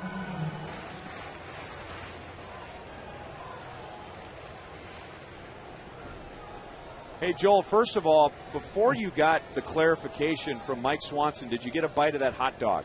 I think it's the first time I've ever been in the shot where there was food being eaten and I'm not the one eating. So that is a first. Okay, so how silly of a question was that? No, it's not silly. It is exhaustive research because I sprinted up 2 flights of steps and sprinted back down.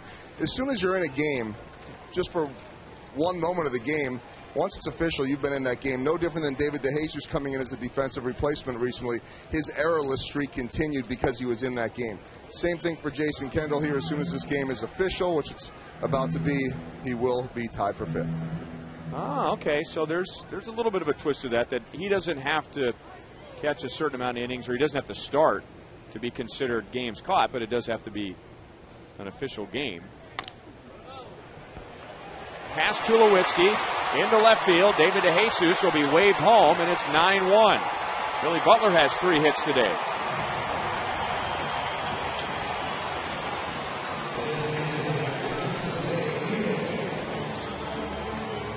Billy didn't hit this ball hard. He rolled over the top of it, but he got it in a good spot. And Troy Tulowitzki couldn't cut it off before he got it in the left field. But you can see how Billy's hand came right above that, right over the top of that sinker and beat it right in the ground, but just in a good spot on the infield. As David DeJesus scores Raw's first run. So Frank and Joel, if I've got this straight, Jason Kendall could catch 1 inning in a 5-inning rain-shortened game, and that would be considered a game caught. Or under the old rules, he could catch 9 innings, and in a tie game, washed out by rain, the game, well, no, the statistics count after its official game. But he could catch 4.5 innings behind the plate, and if it's washed out, then that would not count. Right. No, I'm really making way too much of this, aren't I? Well, it's no different. But, guys, it's no different if that game gets washed out and Billy Butler was 3 for 3. They're not keeping that. Jose Guillen loads the bases. There's still nobody out. Royals trying to creep back into the game. Yeah, the twist would be if he doesn't start a game, and let's say he comes into the game in the 7th inning and pinch hit for Brian Pena. Now you say he gets credit for a game play, but not necessarily a game caught. Right. Unless he goes behind the plate, right, takes over for Brian Pena. Right.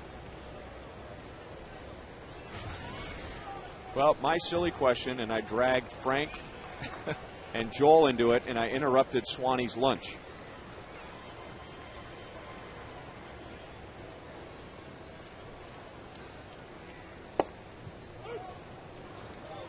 Oh, 0-1 to Alberto Callaspo. Grounded out in the first inning, singled in the 4th.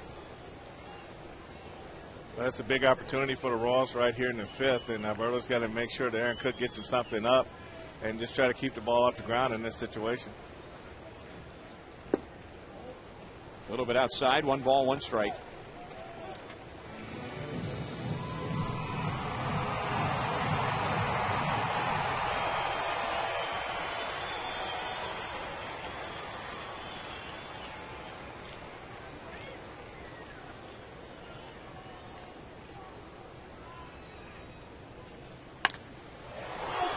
Right center field, well hit. It's a long run for Fowler and Spilborghs, and Fowler makes the play on the track. The Royals are going to get another run. Pena comes down from third, and Billy Butler moves from second base to third base, and it's 9-2.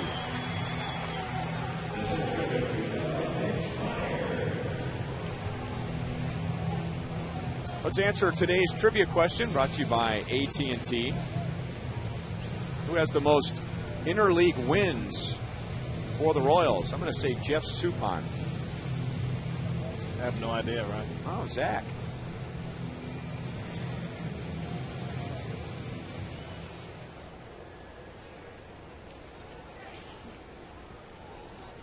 Just saw Tim Belcher, pitching coach now for the Cleveland Indians. Gil Mesh with 5 since coming over in 07, and Darryl May.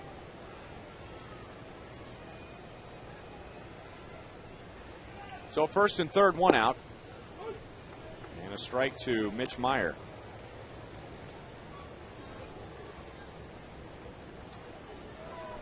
Mitch has grounded to short twice. Once into a double play.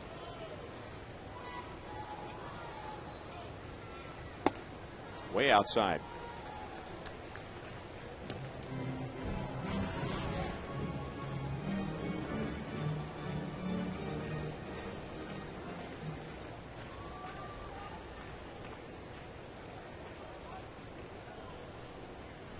Aaron Cook trying to win for the first time in almost exactly a month. You have to go back to April the 24th, but the Royals are trying to knock him out in the 5th inning. He needs 2 more outs to qualify.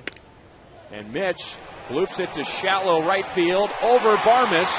It's a 9-3 game. Meyer drives in his 17th.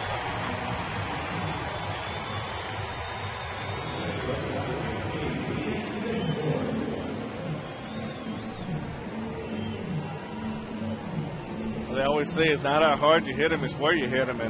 And Mitch gets jammed on this ball, but he's strong enough to get it out over Barmes' head into the short center field and get himself an RBI. So he had a pitch up out of the zone. He chased it, forced it out in the outfield, and got him an RBI for it.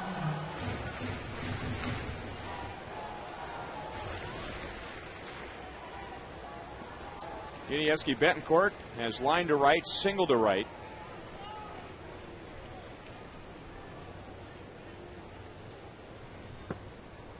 Ball 1. A couple of road trips ago, the Royals were in Texas. And remember, in the first game of the series, the Royals were down 8-0. Came back and tied the game. And then were ahead briefly, ended up losing. So it didn't qualify as a come-from-behind win. Off the fist, Eddie Rodriguez makes the play.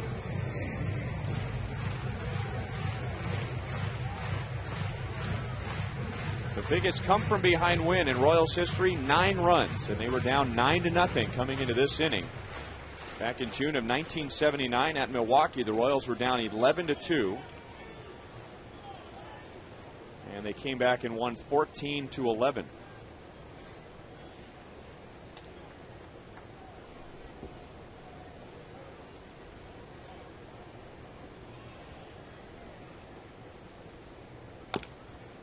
Off the plate and foul. He's got a shot at Ned Yost. As we were talking about the Royals come from behind win. Well, he was not on that Milwaukee Brewers team in 1979. He joined the Brewers the very next year.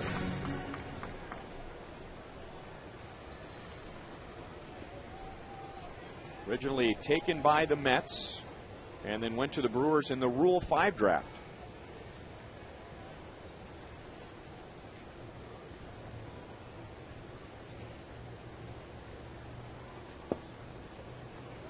Two balls, 2 strikes.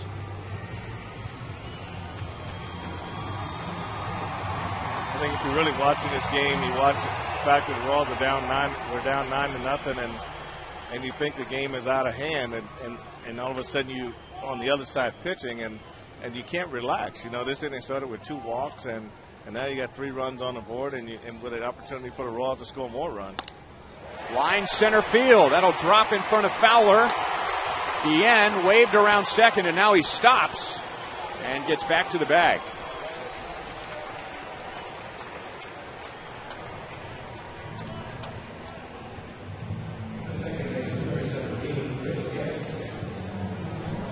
Uni does a good job here going down and really digging this sinker out. He got down over it, swung down on top of the ball, hit him a line drive into the center field. You got Jose coming around third, and on a case like that, maybe didn't pick Eddie Rodriguez up fast enough. You know, sometimes when you take that little split second and put your head down and touch third base, and if the third base coach is too close to you, it can kind of get a little confusing right there. Our Chevy call to the bullpen, it's Esmiel Rogers. Wow. 9-0 lead with 3 outs.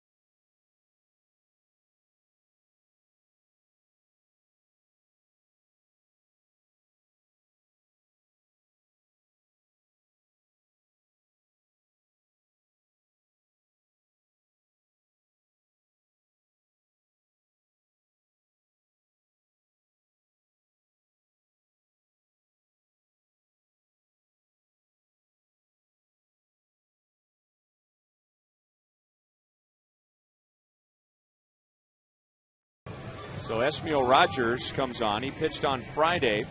Gave up 3 runs in 1 inning. One of the runs was unearned because of a pass ball.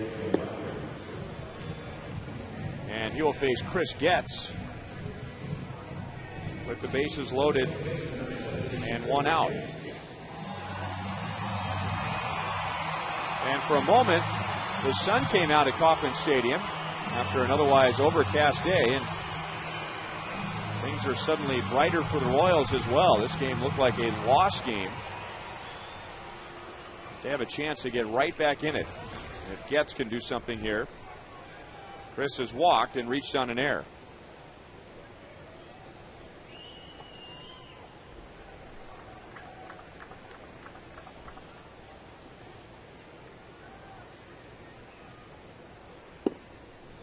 Ball 1 down and in.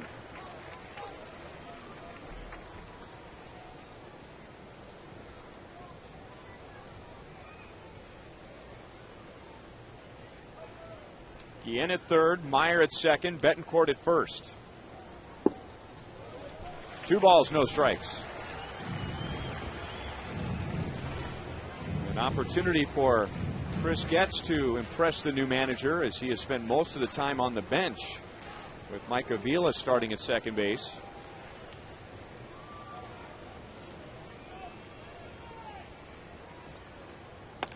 And that's lined into left field. Royals get another run. It's 9-4. And now the ball is fumbled by Smith in left field, but Eddie Rodriguez had put up the stop sign for Mitch Meyer.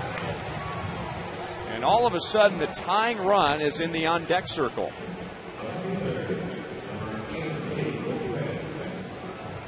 This is a 2-0 pitch, and Chris didn't try to pull his ball. He went right with it to left field, and Jose Guillen scores. And Jose Guillen is waving, but Eddie Rodriguez already held Mitch up at third. Here's where you get Meyer going around third. He just really checks in right there, and he looks back to second base. He didn't keep his eye on the third base coach. Well, in Eddie's defense, he had to make a decision because Mitch was just about at third base. Up the middle, backhanded Barmes out at second base. Double play. But the Royals get 4 and now trail by 5.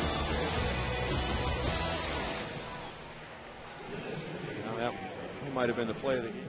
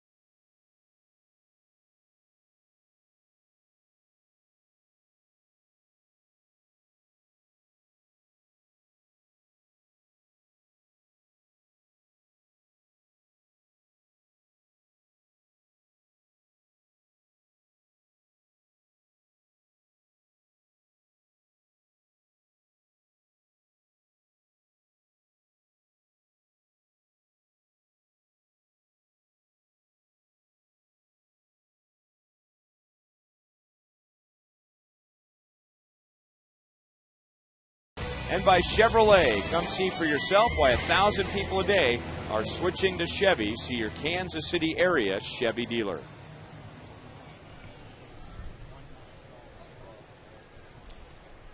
Brian Pena moves behind the plate. Pinch hit for Jason Kendall and walked and scored a run in the Royals' 4-run 5th inning. So now Brian Bullington has to hold the Rockies right here.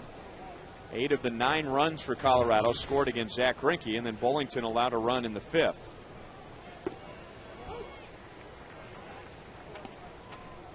Todd Helton 0 for 3. He's grounded into a double play, and that makes him 2 out of 23 at Kauffman Stadium.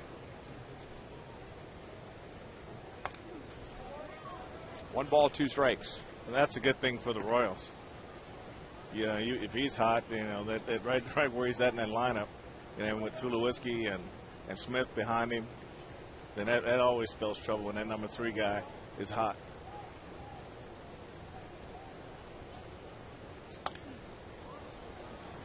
Still 1-2. Zach Greinke got him to ground into a double play in the 1st inning. Zach retired 6 of the first 7 that he faced. And there was no score until 2 outs in the 3rd inning.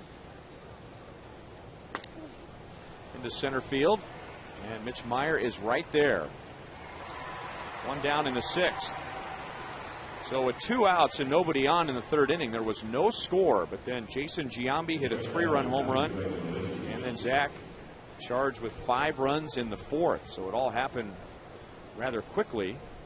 Royals were down 9-0, but just scored 4 in the bottom of the 5th inning. And the Rockies, thanks to Clint Barmas, the second baseman, and Troy Tulowitzki, who digs in now, turned a nifty double play on a ground ball from Willie Bloomquist. And if Barmas doesn't get that ground ball, it's 9-6. That was a great double play by the Rockies, and a clutch double play to really stymie a rally that the Royals had going.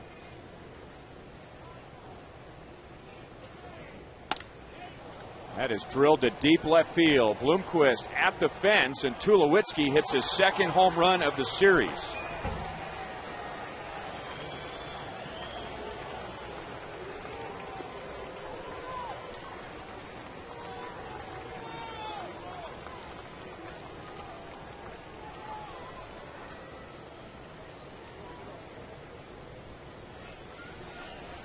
That's a fastball from Brian Bullington here. This ball ran right into his bat. I mean, this is a sinker that didn't turn over. You can see the ball just slide right into the sweet spot of his bat. He opened up and got the bat head on the ball and drove it deep to left field into the bullpen. You see Willie made a good effort, but sometimes I wonder why outfielders climb that fence like that when they have no chance to catch a ball. Now, I had a chance to ask Jim Tracy before the game today. I kind of wanted to know if there was just one thing that he said to his team when he took over last year that might have made a difference. And he said, the one thing I told the guys were, you can't be afraid to fail. He says it's a high failure rate in this game, and you have to embrace the fact that it is a high failure rate in the game. But he said, but the faster you lose that fear of failure, then that's when your talents start to come out and everybody start to see what kind of player you are. Hey, Frank, it's interesting talking about that because I had a long discussion today with Jason Giambi, and, as he put it, he has been to the top of the baseball world and in the gutter, and so he has seen absolutely everything in this sport and really trying to impart the wisdom that he said he learned from guys like Mark McGuire and Ricky Henderson, and he tries to spread that throughout the clubhouse to guys even like Todd Helton. That's when you've been around a long time. And the thing that he said to me today that I thought was very interesting was he said, there are no failures in this game. They are all learning experiences. And he said that everything you do in this game, you can learn from it. He said that the game gives back as long as you put in the work. Guys? That's a good point. Ball one to Ryan Spilborghs. And now Brian Pena out to have a chat with Brian Bullington. Coming up on Saturday, June the 5th, the Royals will take on the Tigers at 6:10. Get your tickets now, and you want to come early as the first 20,000 fans receive a Brett Saberhagen bobblehead presented by Fox Sports Kansas City. You can get your tickets at Royals.com or 1-800-6-ROYALS.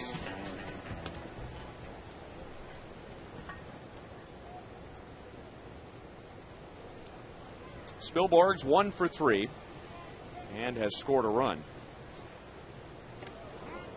And that hit his jersey. It ended up in Brian Pena's glove, but nicked the jersey on the way. So a couple of free base runners, a walk, and now a hit batter. And Ned Yost is out of the dugout. Today's copyrighted telecast is presented by the authority of the Kansas City Royals. It may not be reproduced or retransmitted in any form, and the accounts and descriptions of this game may not be disseminated without the express written consent of the Kansas City Royals Baseball Corporation.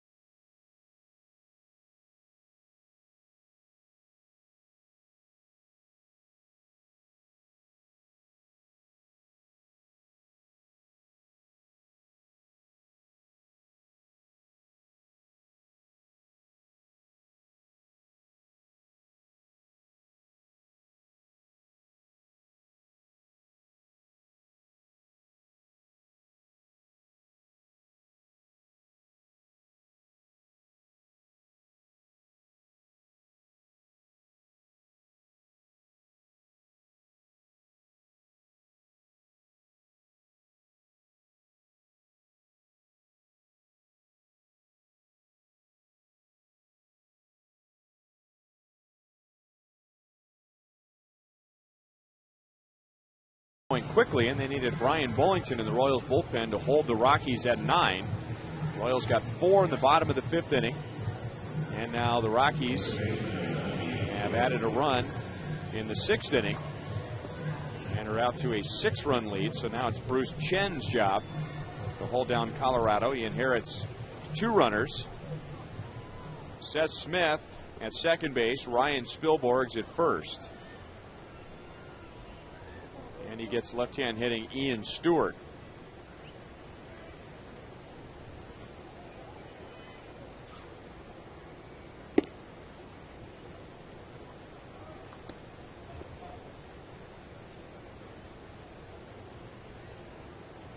Stewart has driven in 3 runs, hit a 2-run double against Greinke in the 4th, and singled home a run against Bullington in the 5th.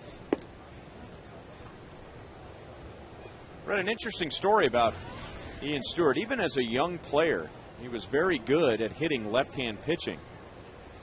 A lot of guys get to the big leagues and managers are very careful with left-hand batters. They'll ease them in against the righties, and then as time goes on, they'll get an at-bat here and there against a lefty. But Ian Stewart, when he was growing up, his father, Steve, is left-handed, and threw him batting practice from age 6 all the way through high school. So he just grew up seeing the ball come out of from a left-hander. Not doing very well this year against left-hand hitting. And furthermore, they used to hit in the backyard, and he was not allowed to pull the ball because in right field there were some houses and some cars. He didn't want to damage those, and he couldn't hit the ball to left field because there was a school there. So he had to hit everything to straightaway center field because there was a park in straightaway center. So without even realizing it, he was preparing himself to be a good hitter against left-hand pitching, facing a lefty and trying to drive the ball up the middle, which is normally what hitters are coached once they become professionals and they grab the wooden bat and they're facing lefties like they've never seen before, is try and hit him right back into center field. Well, he was doing that when he was 6.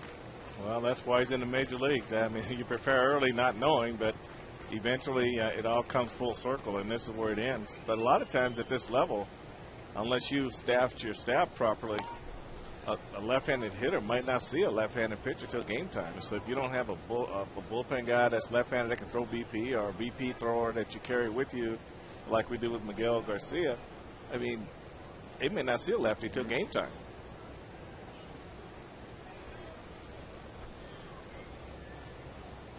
I know with us, when they face a lefty, Bob McClure might get out there and throw BP on those days, and so they can see the ball come from the other side. But if you don't have that staff set up that way, they don't see him very often.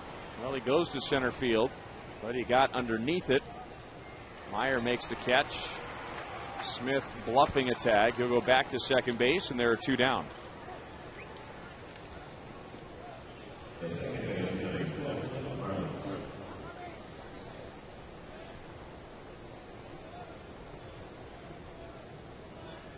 So 2 down, and now Clint Barmas made a nice play moving to the middle on a ground ball from Willie Bloomquist and beginning a 4-6-3 double play in the bottom of the 5th.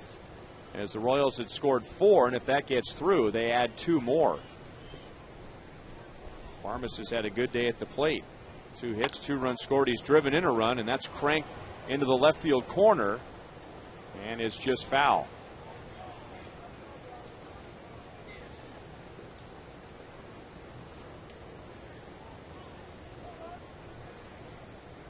Barmas hit a 2-run home run on Friday night off of Brian Bannister, and those were the only runs against Banny in 7 1/3 innings. 1-1.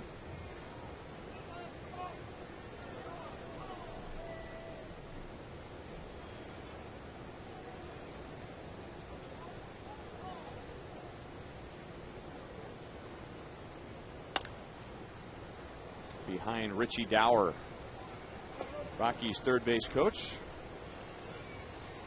former Royals third base coach.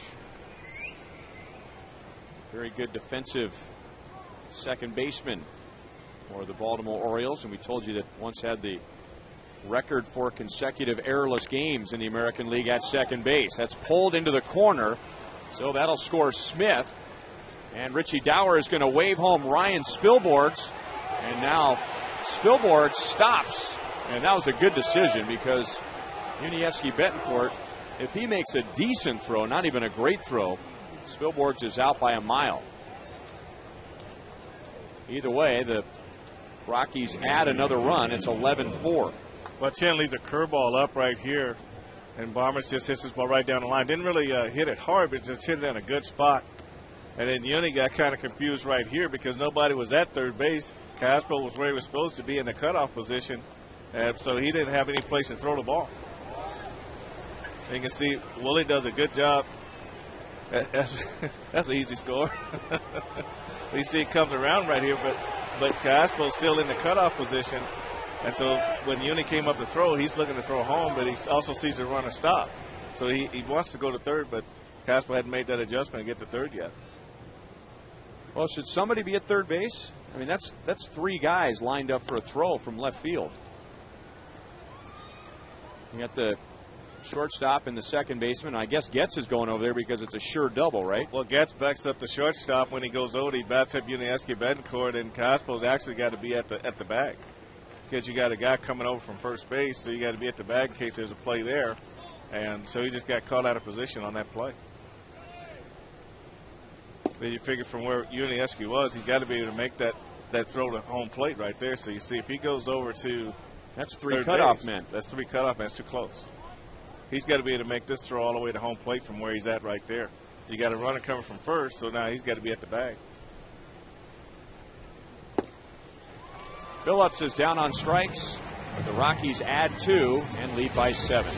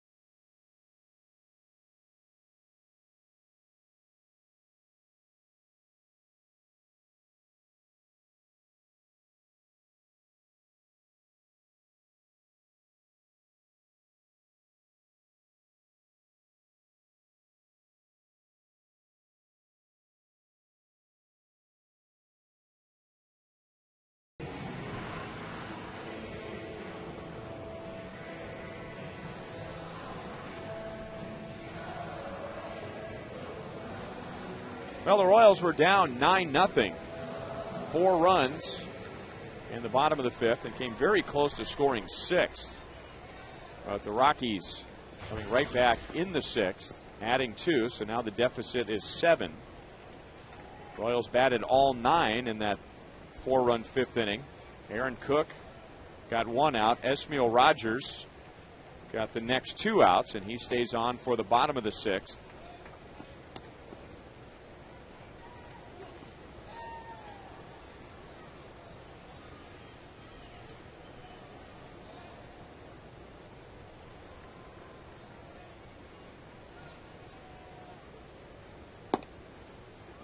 Two and 0. David singled in the first inning, grounded out in the 3rd, and then walk leading off the 5th, and came around to score on Billy Butler's 3rd hit of the day.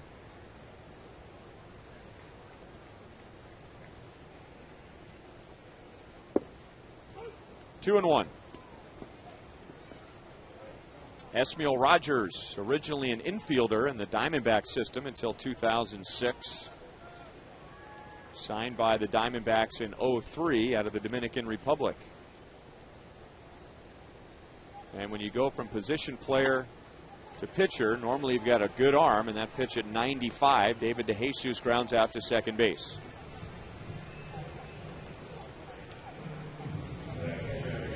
Royals scoring 4 in the 5th.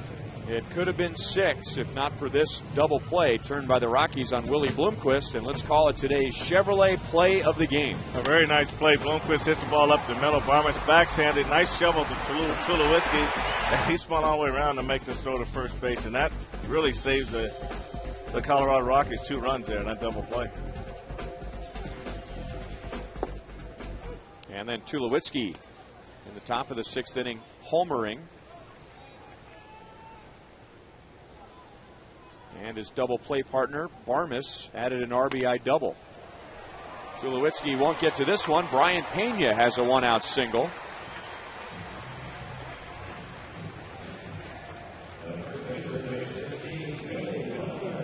And Brian Pena picks up his first hit of the year. Brian had been 0 for 12. Well, Brian likes to get his arms extended, Ryan. He likes to work the ball in the middle the other way, and he got a fastball out over the plate toward on the outer half, and just stayed right through this ball, right through the middle. And when you're not playing every day, that's all you practice, hitting the ball the other way up the middle, and you just hope you can take it into the game. And he got that first base hit. Billy Butler pulls it to third.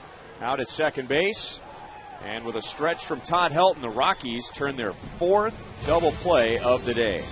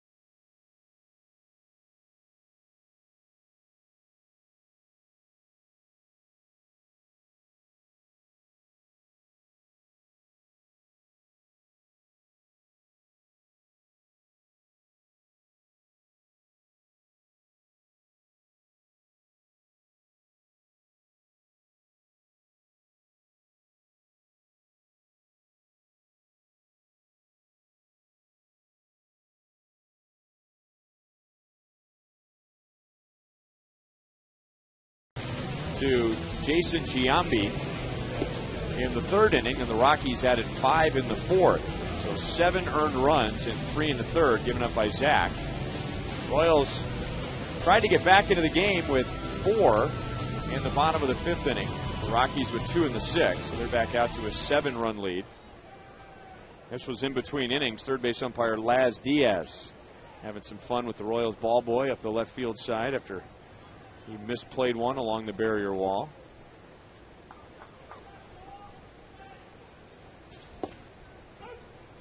Remember when the Royals had that frightening incident in Chicago when Tom Gamboa was jumped by those 2 fans over near the Royals' first base dugout?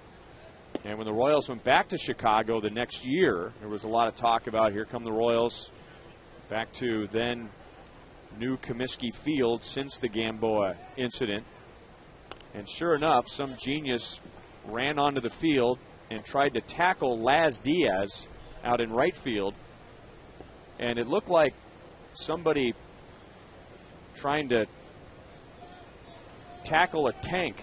I mean, he just ran right into Laz. Laz hardly even noticed it. He went down.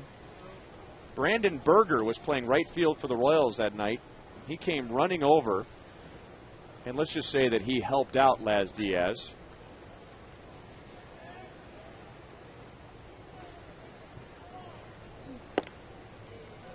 Two balls, 2 strikes. Dexter Fowler snapped an 0 for 23 with a single in the 4th inning, walked in the 5th. And that's into left center.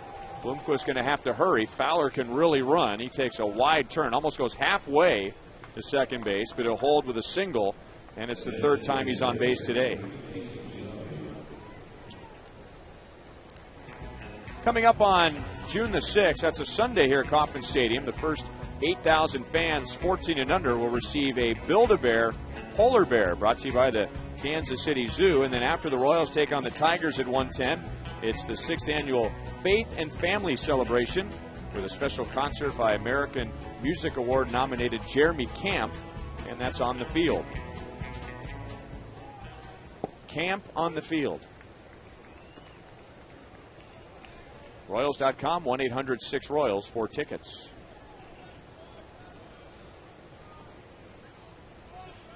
15 hits for the Colorado Rockies, and Meyer makes a nice sliding play, taking away the potential 16th hit. Jason Giambi has 3 of the hits today and 4 RBIs. Well, Mitch has gotten so comfortable out there and out in center field, Ryan. He's starting to make these plays look more routine. That caught the ball very easily. Nice balance, popped up, and was ready to throw.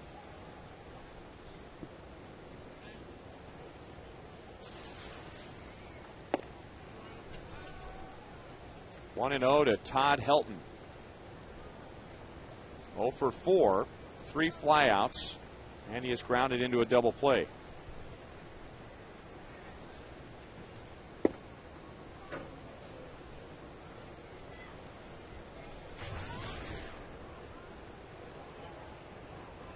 Helton is 2 for 24 at Kauffman Stadium.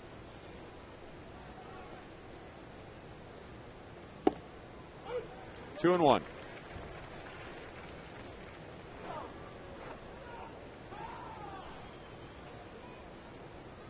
Helton last year hitting a milestone, picked up his 2,000th career hit. The year before his 1,000th RBI. 2 balls, 2 strikes.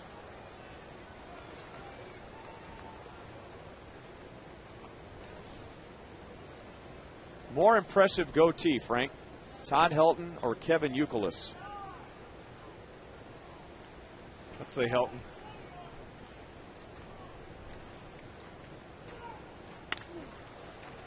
Left center field and slicing back towards Bloomquist. And that's the second out of the inning.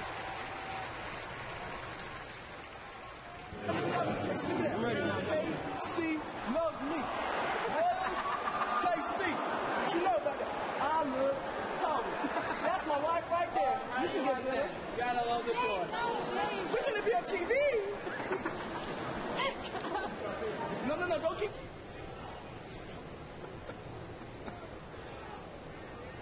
All right. Go Royals. Yeah. Our fan's not giving up today.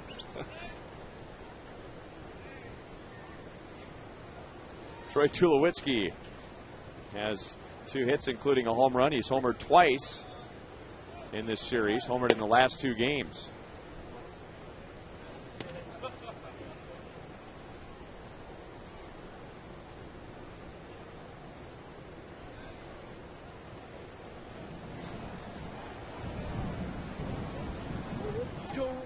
You know, I almost wore those same boots today. How embarrassing would that have been if I ran into him on the way into the ballpark? You hate to see yourself coming and going, huh? Shop at the same place. Good to see that Chris is safely home after his journey to Baltimore and Cleveland. I think Cleveland, watching Chris out there in left center field, way up in the bleachers, I think that's the first time I've seen where he just kind of looked tired, you know. Yeah. He was just relaxing, laid back. Needed some space. He had a lot of space. Yeah. Always ready with the glove.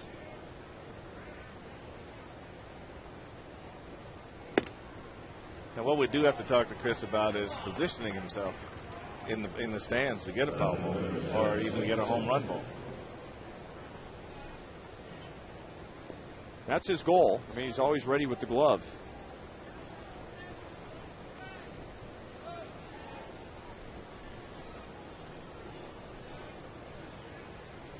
So 2 on, 2 out. Lefty was Seth Smith. 2 runs scored today. And Chen Jumps ahead with strike one.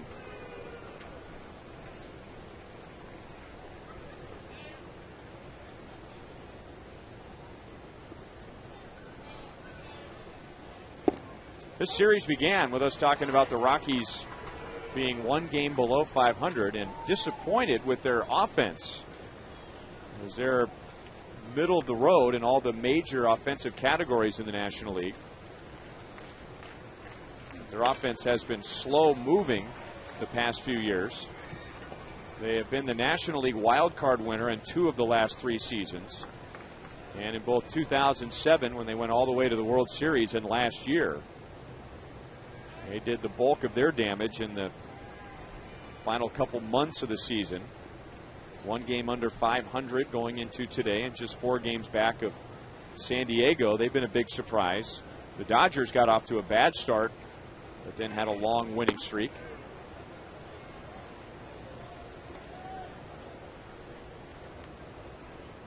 Jim Tracy last year, the National League Manager of the Year. And the Rockies had a huge turnaround once he took over. Rockies were 10 games below 500 on May the 29th. Jim Tracy took over, and from that point on, they went 74-42.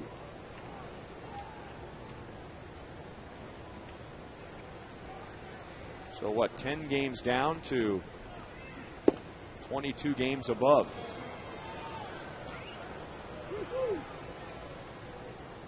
Three balls, 2 strikes, and with 2 outs, the runners are going. You can only imagine what those guys felt going out there playing at that clip. You're going out every day thinking you can't lose, and no matter what the score is in the first inning, you got a chance to win the ball game. I mean, that's a good feeling to have. You get locked into that feeling, it's hard to get it away from you. It's kind of how we felt when we went through that 16-0 run and after in '77 and went on to win our division. Fouled off of third, and Alberto Callaspo is there. Inning over, Rockies scoreless, top of the 7th. Stretch time at Kauffman Stadium.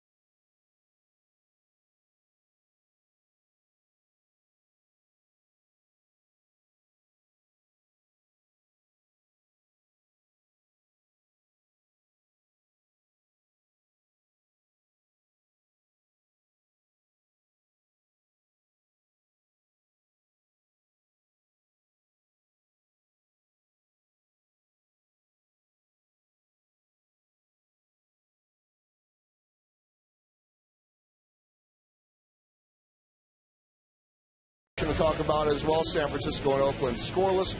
Toronto trailing Arizona 1-0 early on. Detroit leading the Los Angeles Dodgers. Miguel Cabrera hitting his 10th home run of the season in that game. And here at Kauffman Stadium, Jose Guillen coming to the plate, guys. All right, thank you, Joel. And Jose singled and scored 1 for 2 today. And that single coming in the 5th inning when the Royals scored 4 after being down 9-0.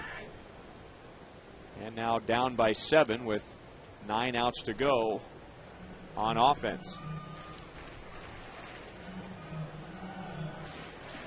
Esmail Rogers is the pitcher of record, even though he has gone just an inning and 2/3. Aaron Cook was pitching with a 9-0 lead going into the bottom of the 5th inning. If he records 3 outs, he qualifies for the win, but he only recorded 1 out. Rogers had to take over. Deep center field, Fowler at the wall, and Guillen hits it off the top of the wall. Jose Guillen into third base with a triple.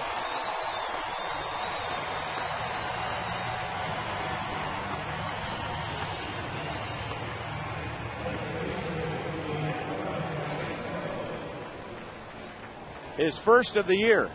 Fowler lucky had a hard time picking this ball up. This is one you really go back to the wall as high as it was and just get back to the wall. But he lucky had a hard time tracking this ball, and he also lost his glove over the wall. But Jose does a good job of getting the pitch out over the plate and driving it off the center field wall. Jose trucking it around the bases. He probably got inside the park in his mind. He's not slowing up at all at third until third base coach Eddie Rodriguez throws his hands up. But Fowler can't play center field without a glove. And he still doesn't have his glove because that thing landed out in no man's land. This is when the clubhouse kid runs one out to the field, and he goes to glove number 2. It's 1 foot on the wall, and there it goes. Now, Fowler is a very good athlete. He could probably, he's going to do it right now. He's going to jump the wall himself. Just as I was suggesting, that's exactly what he does. So he climbs over the wall. If nobody's going to go get my glove, I'll go get it myself. Now the glove comes over. Well, this is classic here. Now we just need Dexter Fowler. There he is. You got to be careful now. This is quite a drop for him. You see that play yesterday with Niger Morgan and the Washington Nationals? Well, how about that play? I mean, he goes up and he thinks the ball's out of the ballpark. He slams his glove down. The ball still lands on the ground. Can you imagine what was going through his mind when he realized that ball wasn't out and the left fielder comes sprinting over to get the ball? That's why it's fun to go to the ballpark. You just never know what you're going to see every day.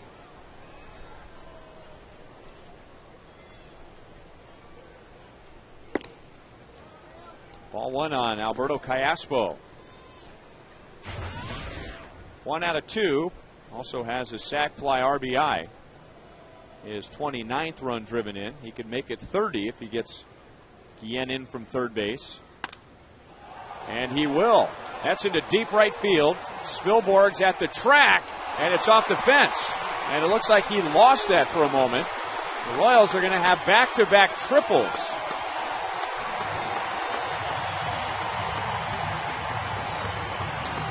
Spilborg's ran to a spot, but it wasn't the spot where the ball was.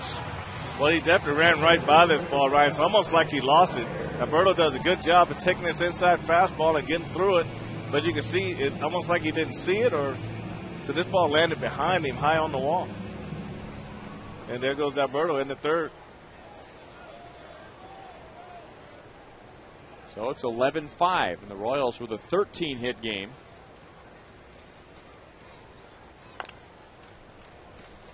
Oh, and 1 to Mitch Meyer. Alberto Callaspo safe at third, safe and secure. New York Life.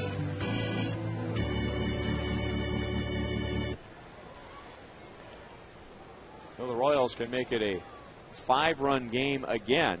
They were down 9-0, made it 9-4 in the bottom of the 5th. And they will. Meyer drives in Cayaspo, and Mitch Meyer has driven in 2 today. And the Rockies simply cannot run away from the Royals today.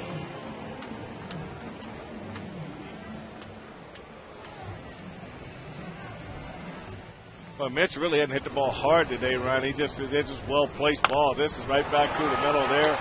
And early he had a base hit right over second base. 2 RBI for him on the day.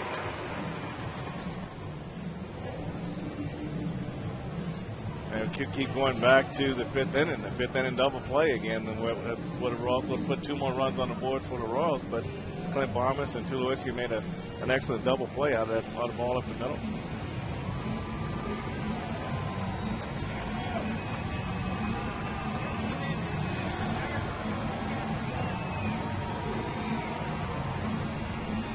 That's Randy Flores listening up in the bullpen. We saw him on Friday night.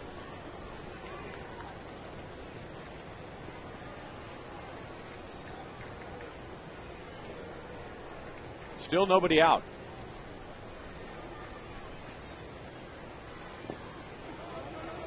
Blocked by Paul Phillips.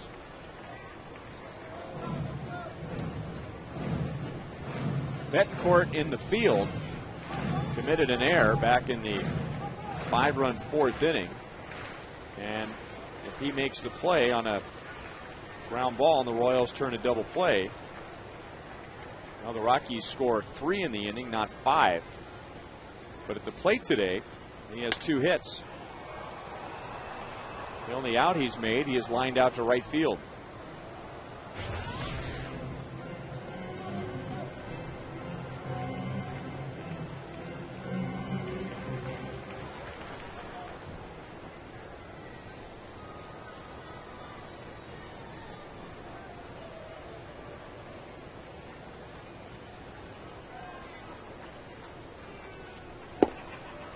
Right over the outside at 96 miles an hour.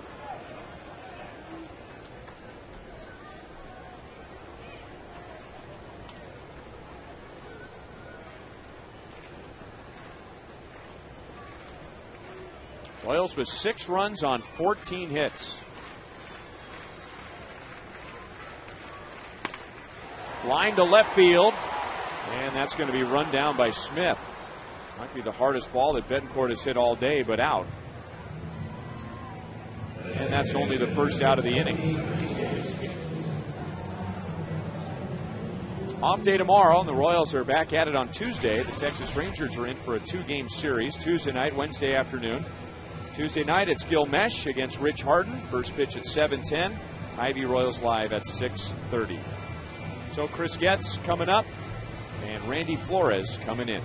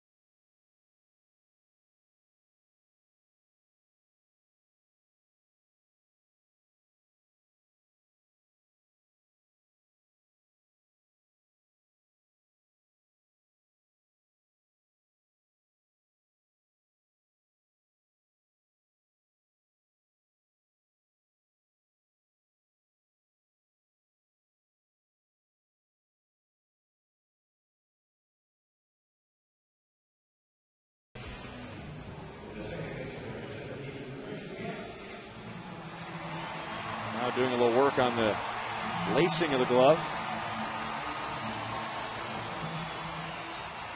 Randy Flores pitched on Friday. Came on in the 7th inning to face Scott Posednik. Walked him. Posednik came around to score. Royals had a 4-run 7th inning. Won game 1 9-2. Rockies winning 3-0 yesterday. And trying to put away the pesky Royals today. The Rockies have led 9-0 and 11-4.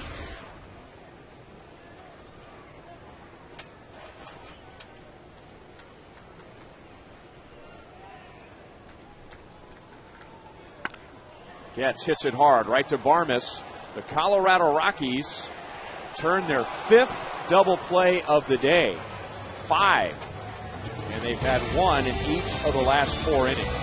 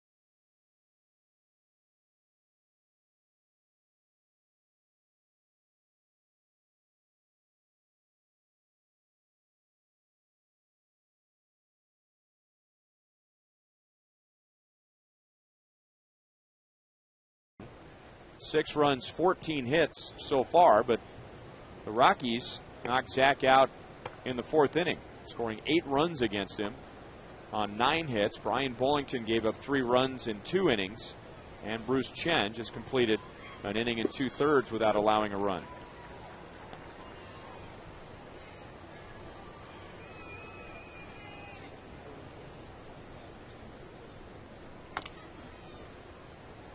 No balls, 2 strikes to Ryan Spilborghs. Spilborghs, 1 hit in 4 plate appearances. Singled and scored in the 4th inning. He's also been hit by a pitch. That is just foul.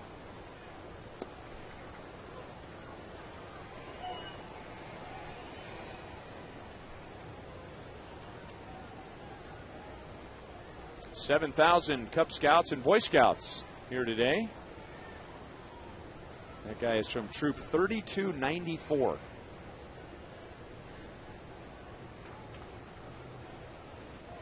And like a good Boy Scout, that guy pulled a granola bar out of his pocket. Yeah, they part of his survival kit. Survival kit, yeah.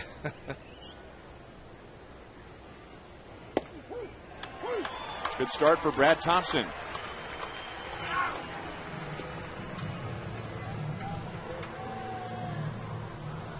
Well, Ned, you just got to feel good about this.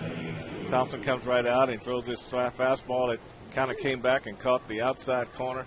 So he's got to feel good about Thompson coming out and getting that first strikeout. How about Brian Pena's stance there, going with a little Tony Pena look on a day where Jason Kendall ties Tony Pena for games caught. Brian Pena in tribute to Tony. Well, he said that this is when I want the ball down, I want to get down as low as I can go, and that's a lot of times when they go to that stance is just get that ball lower, get the pitcher to throw the ball lower.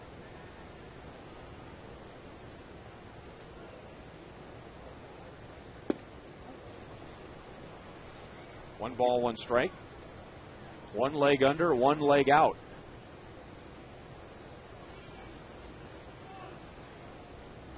It's right where he wants it. And that's the reason why Tony Pena started doing that with the Pirates. He was just trying to get his target as low as possible. Of course, he had the arm where he could throw from down there.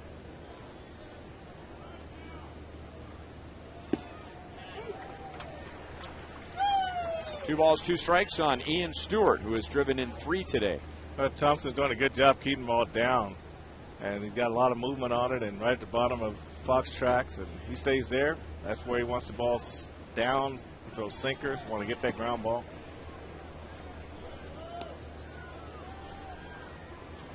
A sinker ball pitcher who grew up in the Las Vegas area, idolizing Greg Maddux, who is from the Las Vegas area.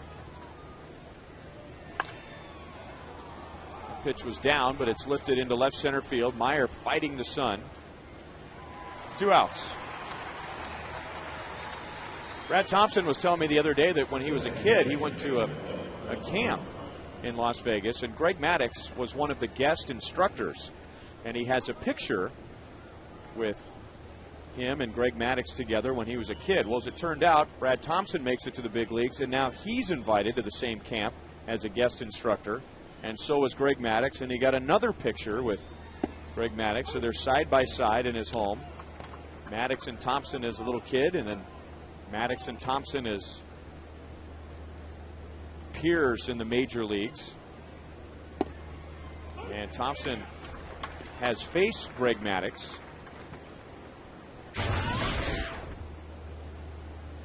Said it was one of the peskiest outs he's ever had to get. Greg Maddux is a good hitting pitcher.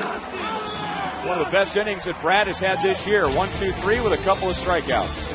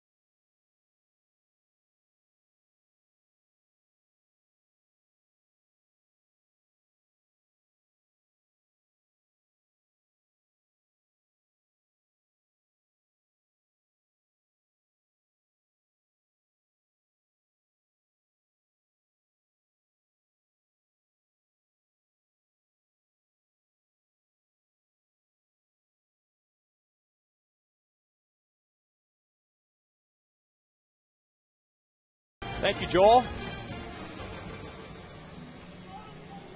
Brad Thompson with 3 up, 3 down, top of the 8th inning. 2 strikeouts and absolute pinpoint control. Well, you're not talking about control with a 4-seam fastball, which goes straight. You're talking about a slider that's on the outside corner. You see a fastball that's got some run back to the outside corner. He comes right back with it again. When you see that hitter step across the plate like that, it means he can't hit this pitch anyway. It was just command performance by Brad Thompson that inning.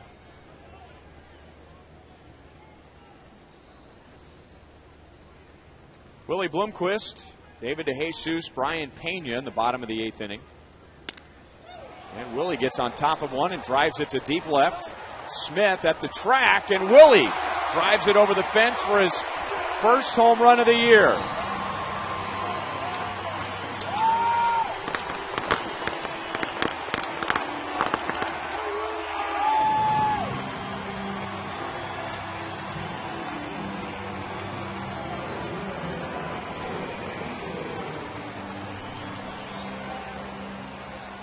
Well, you don't play every day, Ryan. A hit like this can carry you for a week. He gets a fastball out over the plate, and he stays back, gets his hands through. I think he realized he hit this ball well. He didn't know if it was going to be enough to get out of here because you don't get a lot you don't know in this ballpark. But Willie did a great job in driving this ball to left center field. 2 years ago, with the Seattle Mariners, Willie Bloomquist had one extra base hit in 192 plate appearances. And then about a year ago at the Metrodome in Minneapolis, Willie Bloomquist hit a home run against the Twins to the deepest part of the Metrodome, deepest left center field. It was his first home run since 2007.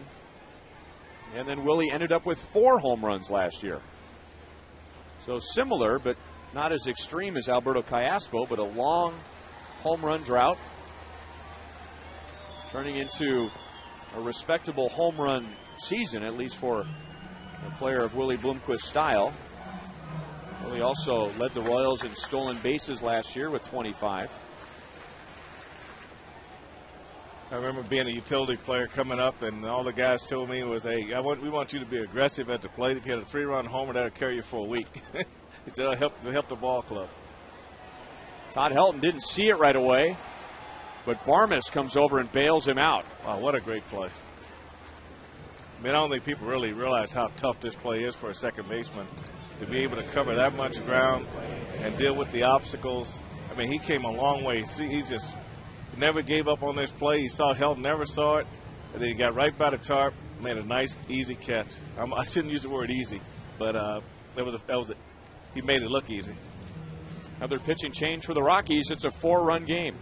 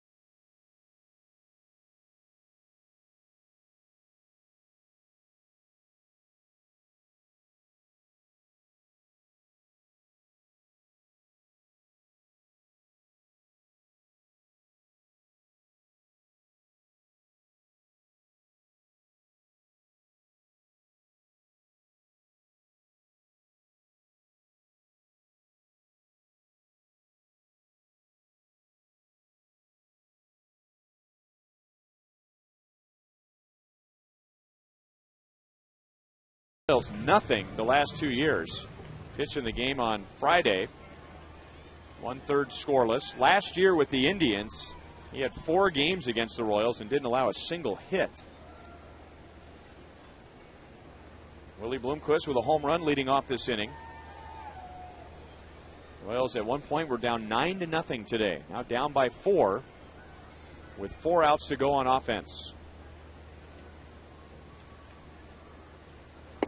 Make that 5 outs to go. A strike to Pena. Batted for the first time in the 5th inning. Walked and scored. And then singled in the 6th inning for his first hit of the year.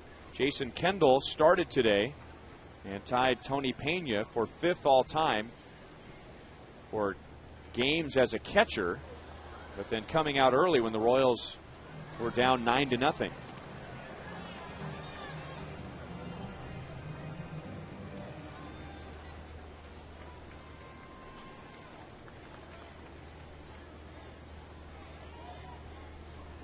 Jason Kendall and Tony Pena now tied at 1,950 games behind the plate.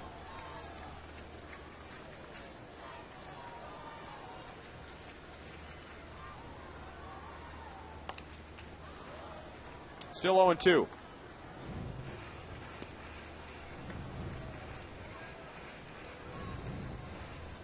Rockies have had a huge day on offense with 11 runs on 15 hits.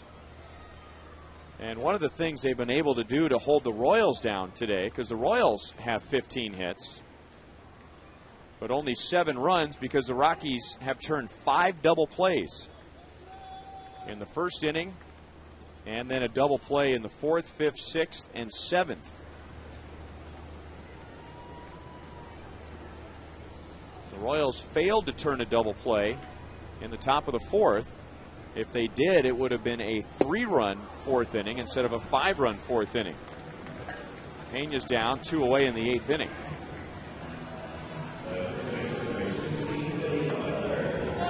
It's one of those games, Ryan, where both managers are going to look at their offense and say, you know, the guys didn't quit. You know, the Rockies kept coming back. As the Royals got closer, they kept adding on. The Royals kept fighting, and both managers are going to be happy about that. But neither manager is going to be happy about the pitching.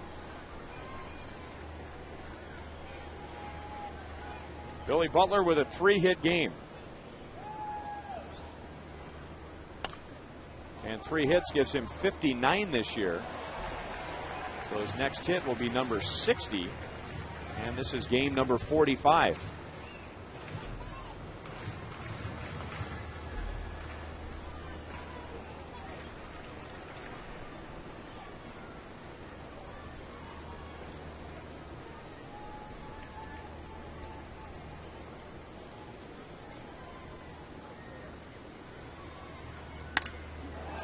Drilled into right center field, and that will get down. So it is a 4-hit game for Billy Butler, and he has a 2-out double. So now the Royals have out-hit the Rockies 16-5, but they trail by 4.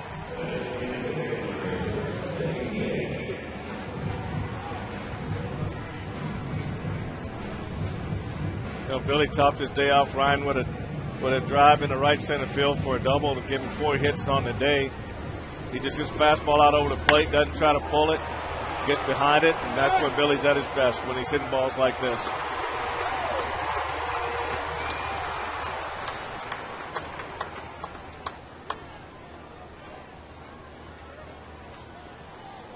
It's the second time this year the Royals have had 16 hits in a 9-inning game. Their season high is 18 hits, but that was a 12-inning game against Minnesota.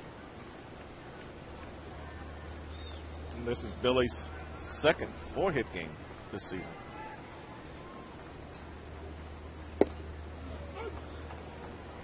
One strike to Jose Guillen, who has 2 hits today. Well, a lot of excitement surrounds this triple here. Jose drives this ball straight away to center. Dexter Fowler goes up. The ball's off the wall, but Dexter loses his glove over the wall, so he has to go get it himself.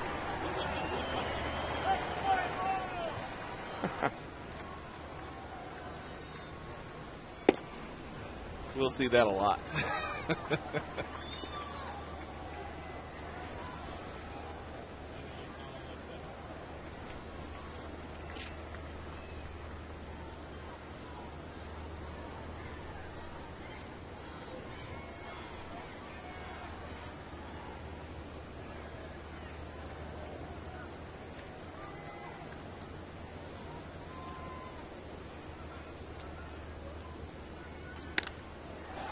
got underneath it. It was the pitch that he wanted,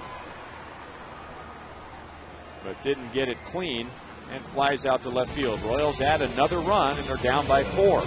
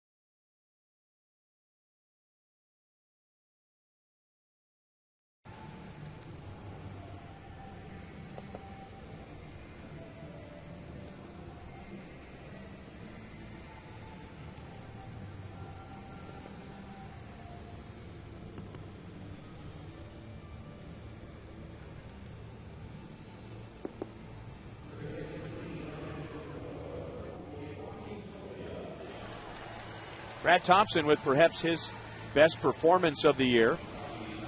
Retired 3 in the 8th inning with 2 strikeouts. And Joakim Soria, who hasn't pitched in 5 days, on to get some work. He'll get the 9, 1, and 2 hitters. Paul Phillips, Dexter Fowler, and Jason Giambi.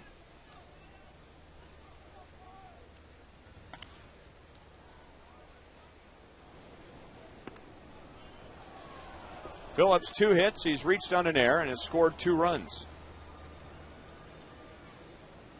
Royals' 9th round pick in 1998 and played for rookie level Eugene in the Northwest League and was named the top prospect in his first year in professional baseball. And the very next year, the Royals invited him to big league spring training. They normally invite a few extra catchers for the beginning of spring training.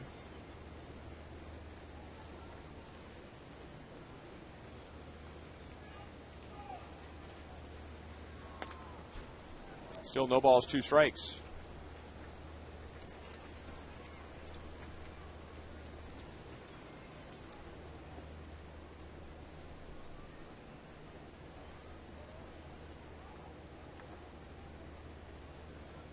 Paul Phillips' first major league home run for the Royals in 05 was a grand slam at Seattle. Hit it off of Matt Thornton, becoming the first Royals player to hit a grand slam for his first major league home run.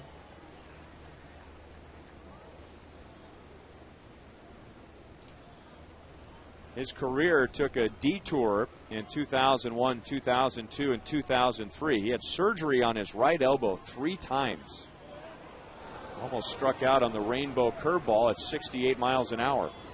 Well, that one just stayed more inside and sort of kind of tucked that shoulder in there to see if he can get a little tick of his uniform. But that's what Soria does best, is he can go from the high range to the low range with equal accuracy.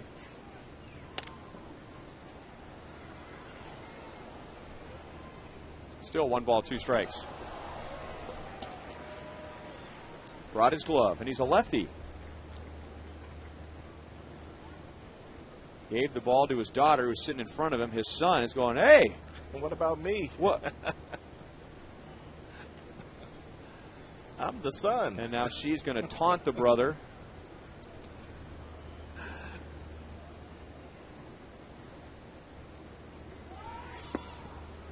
Two balls, 2 strikes. Yeah, big sisters always do that, though. that might go on for a week. Oh, there, now he's got the ball. Give it back. All right, you got to hold it long enough. Give it back. Down looking.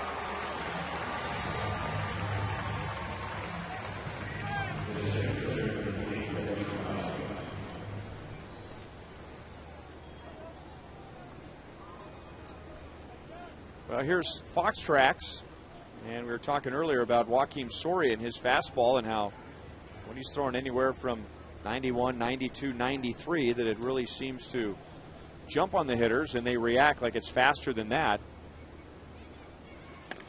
And I was thinking that maybe Soria's ball might maintain its velocity a little bit more through the strike zone, but his goes down about 9 miles per hour from hand to catcher's glove, and that's the exact same reading that we got from Zach Greinke's 93-mile-an-hour fastball. Then that becomes a matter of deception.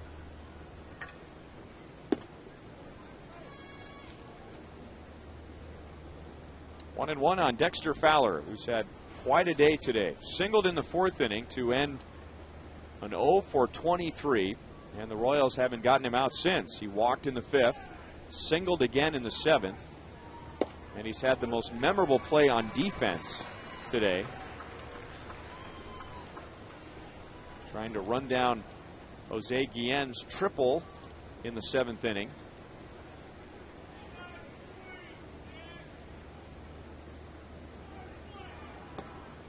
Two balls, two strikes. Racing back to the wall, preparing himself to get the glove over the wall and potentially bring a home run ball back in.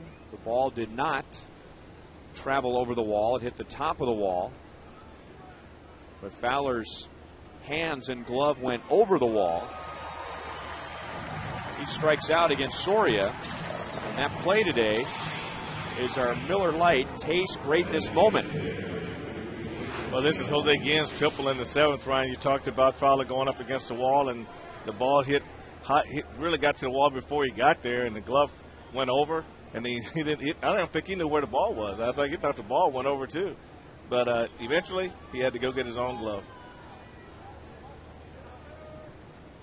Now, Dexter was waiting for a while for someone to go get his glove, but there's nothing going on the other side of the wall out there.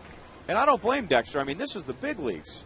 Well, you shouldn't have to climb a wall in the big leagues, man. I mean, well, if you don't have any ground crew out there, anybody that can go get it for him, he's got to go get it himself. Otherwise, you got a backup glove in your locker, and the bad boy runs up, get it, and bring it out to you. There's options, but he wanted that glove. Yeah. Well, and I don't know if there's many other guys in the game that could do what he did as gracefully as he did. Giambi, who hit a 3-run home run earlier in the game, grounds out. So Soria getting some work, faces only 3 in the ninth inning.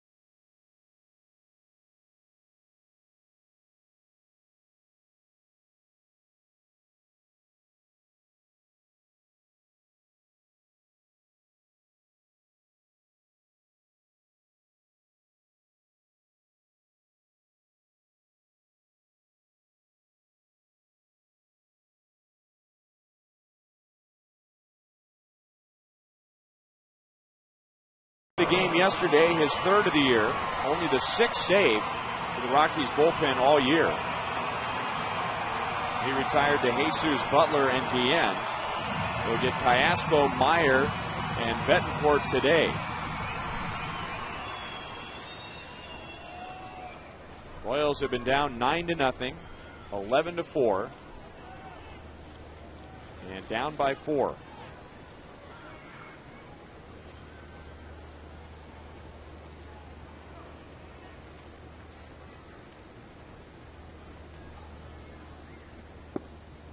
A little bit low to Alberto Callaspo. 2 runs driven in. Alberto has 30 RBIs. Just one behind team leader Jose Guillen. And 2 hits. Puts his average at .314.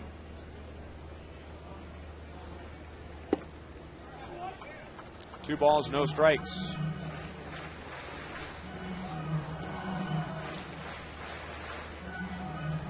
Callaspo has 5 career at-bats against Manuel Corpus, and he's 1 for 5.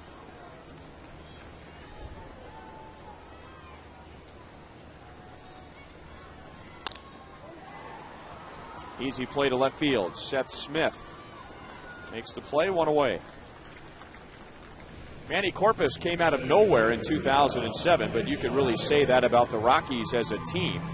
Winning the wild card, going to the World Series, and at the age of 25, he had 3 saves in a single postseason series. That was against the Phillies, and becoming the youngest pitcher to have 3 saves in one postseason series. But 2 years later, last year, he had surgery on his right elbow.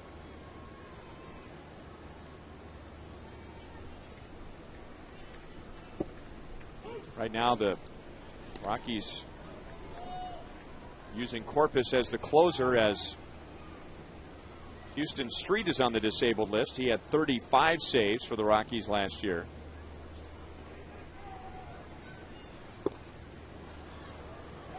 Oh, 2 to Mitch Meyer. 2 hits, 2 RBIs for Mitch today.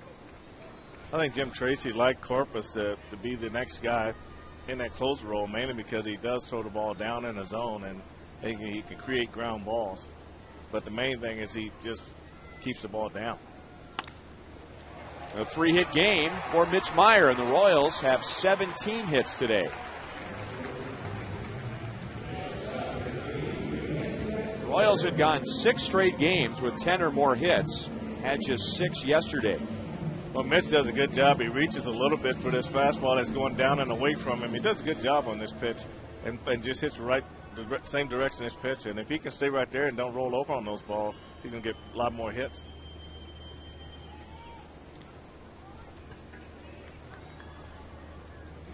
Now Yuniesky Betancourt. Betancourt 2 hits and 2 lineouts to the outfield.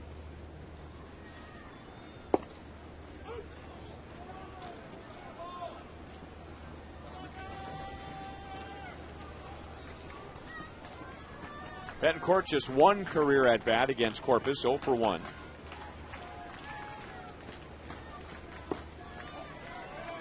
Dropped down with the slider and didn't get the call.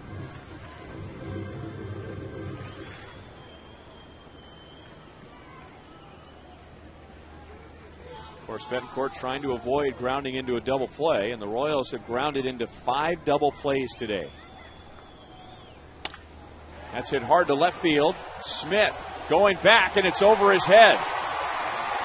Mitch Meyer to third base. He is going to be waved home. Tulowitzki's relay is in time. So Eddie Rodriguez gambling, trying to get Mitch Meyer home. Instead, it's out number 2. But Seth Smith really plays this ball off the wall good. Now you get a good relay throw here to Tulowitzki. He does a good job getting this momentum going toward home plate and just throws a strike. And Paul Phillips does a great job in blocking off home plate. You could see the umpire shift. The home plate umpire was up at third base. So this is the first base umpire, James Hoy, coming down, and it looked like Mitch might have gotten his left hand around the tag. Well, he has. He did a little stutter step there at third base, but then he picks up speed again, and Phillips is a little bit up the line, But he might have got his hand in there on that play, but a little bit too close to play for this game. Now he's out there on that angle. Very close. I think you go back to Tulowitzki, he saw he was going to get this ball on one hop, Ryan, and a lot of guys will stand flat-footed and get this ball, then start all over again. What he did was he had his momentum going before that ball even took that bounce, and he was ready to throw as soon as the ball hit his glove and really got off a great throw. Boy, he can play, can he? He can play. Man.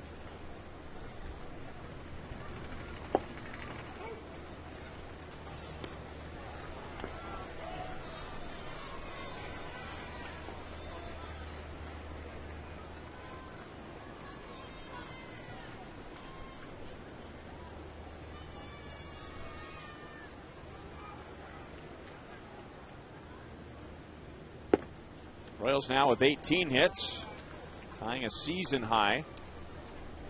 And the first time the Royals collected 18 hits this year, they did that in 12 innings. Playing in the rain against Minnesota back on April the 24th, losing 9-7 in 12. That was the game where everything ended on a force out at second base, where it appeared that the runner was safe. And it wasn't even close, but that's the way the game ended.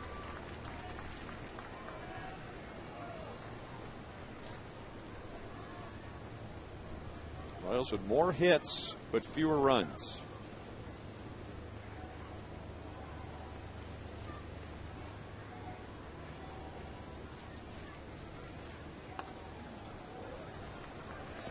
It's a bit strange to say the Royals have come up with 7 runs on 18 hits with Zach Greinke pitching today, and the Royals right now are 1 out away from losing.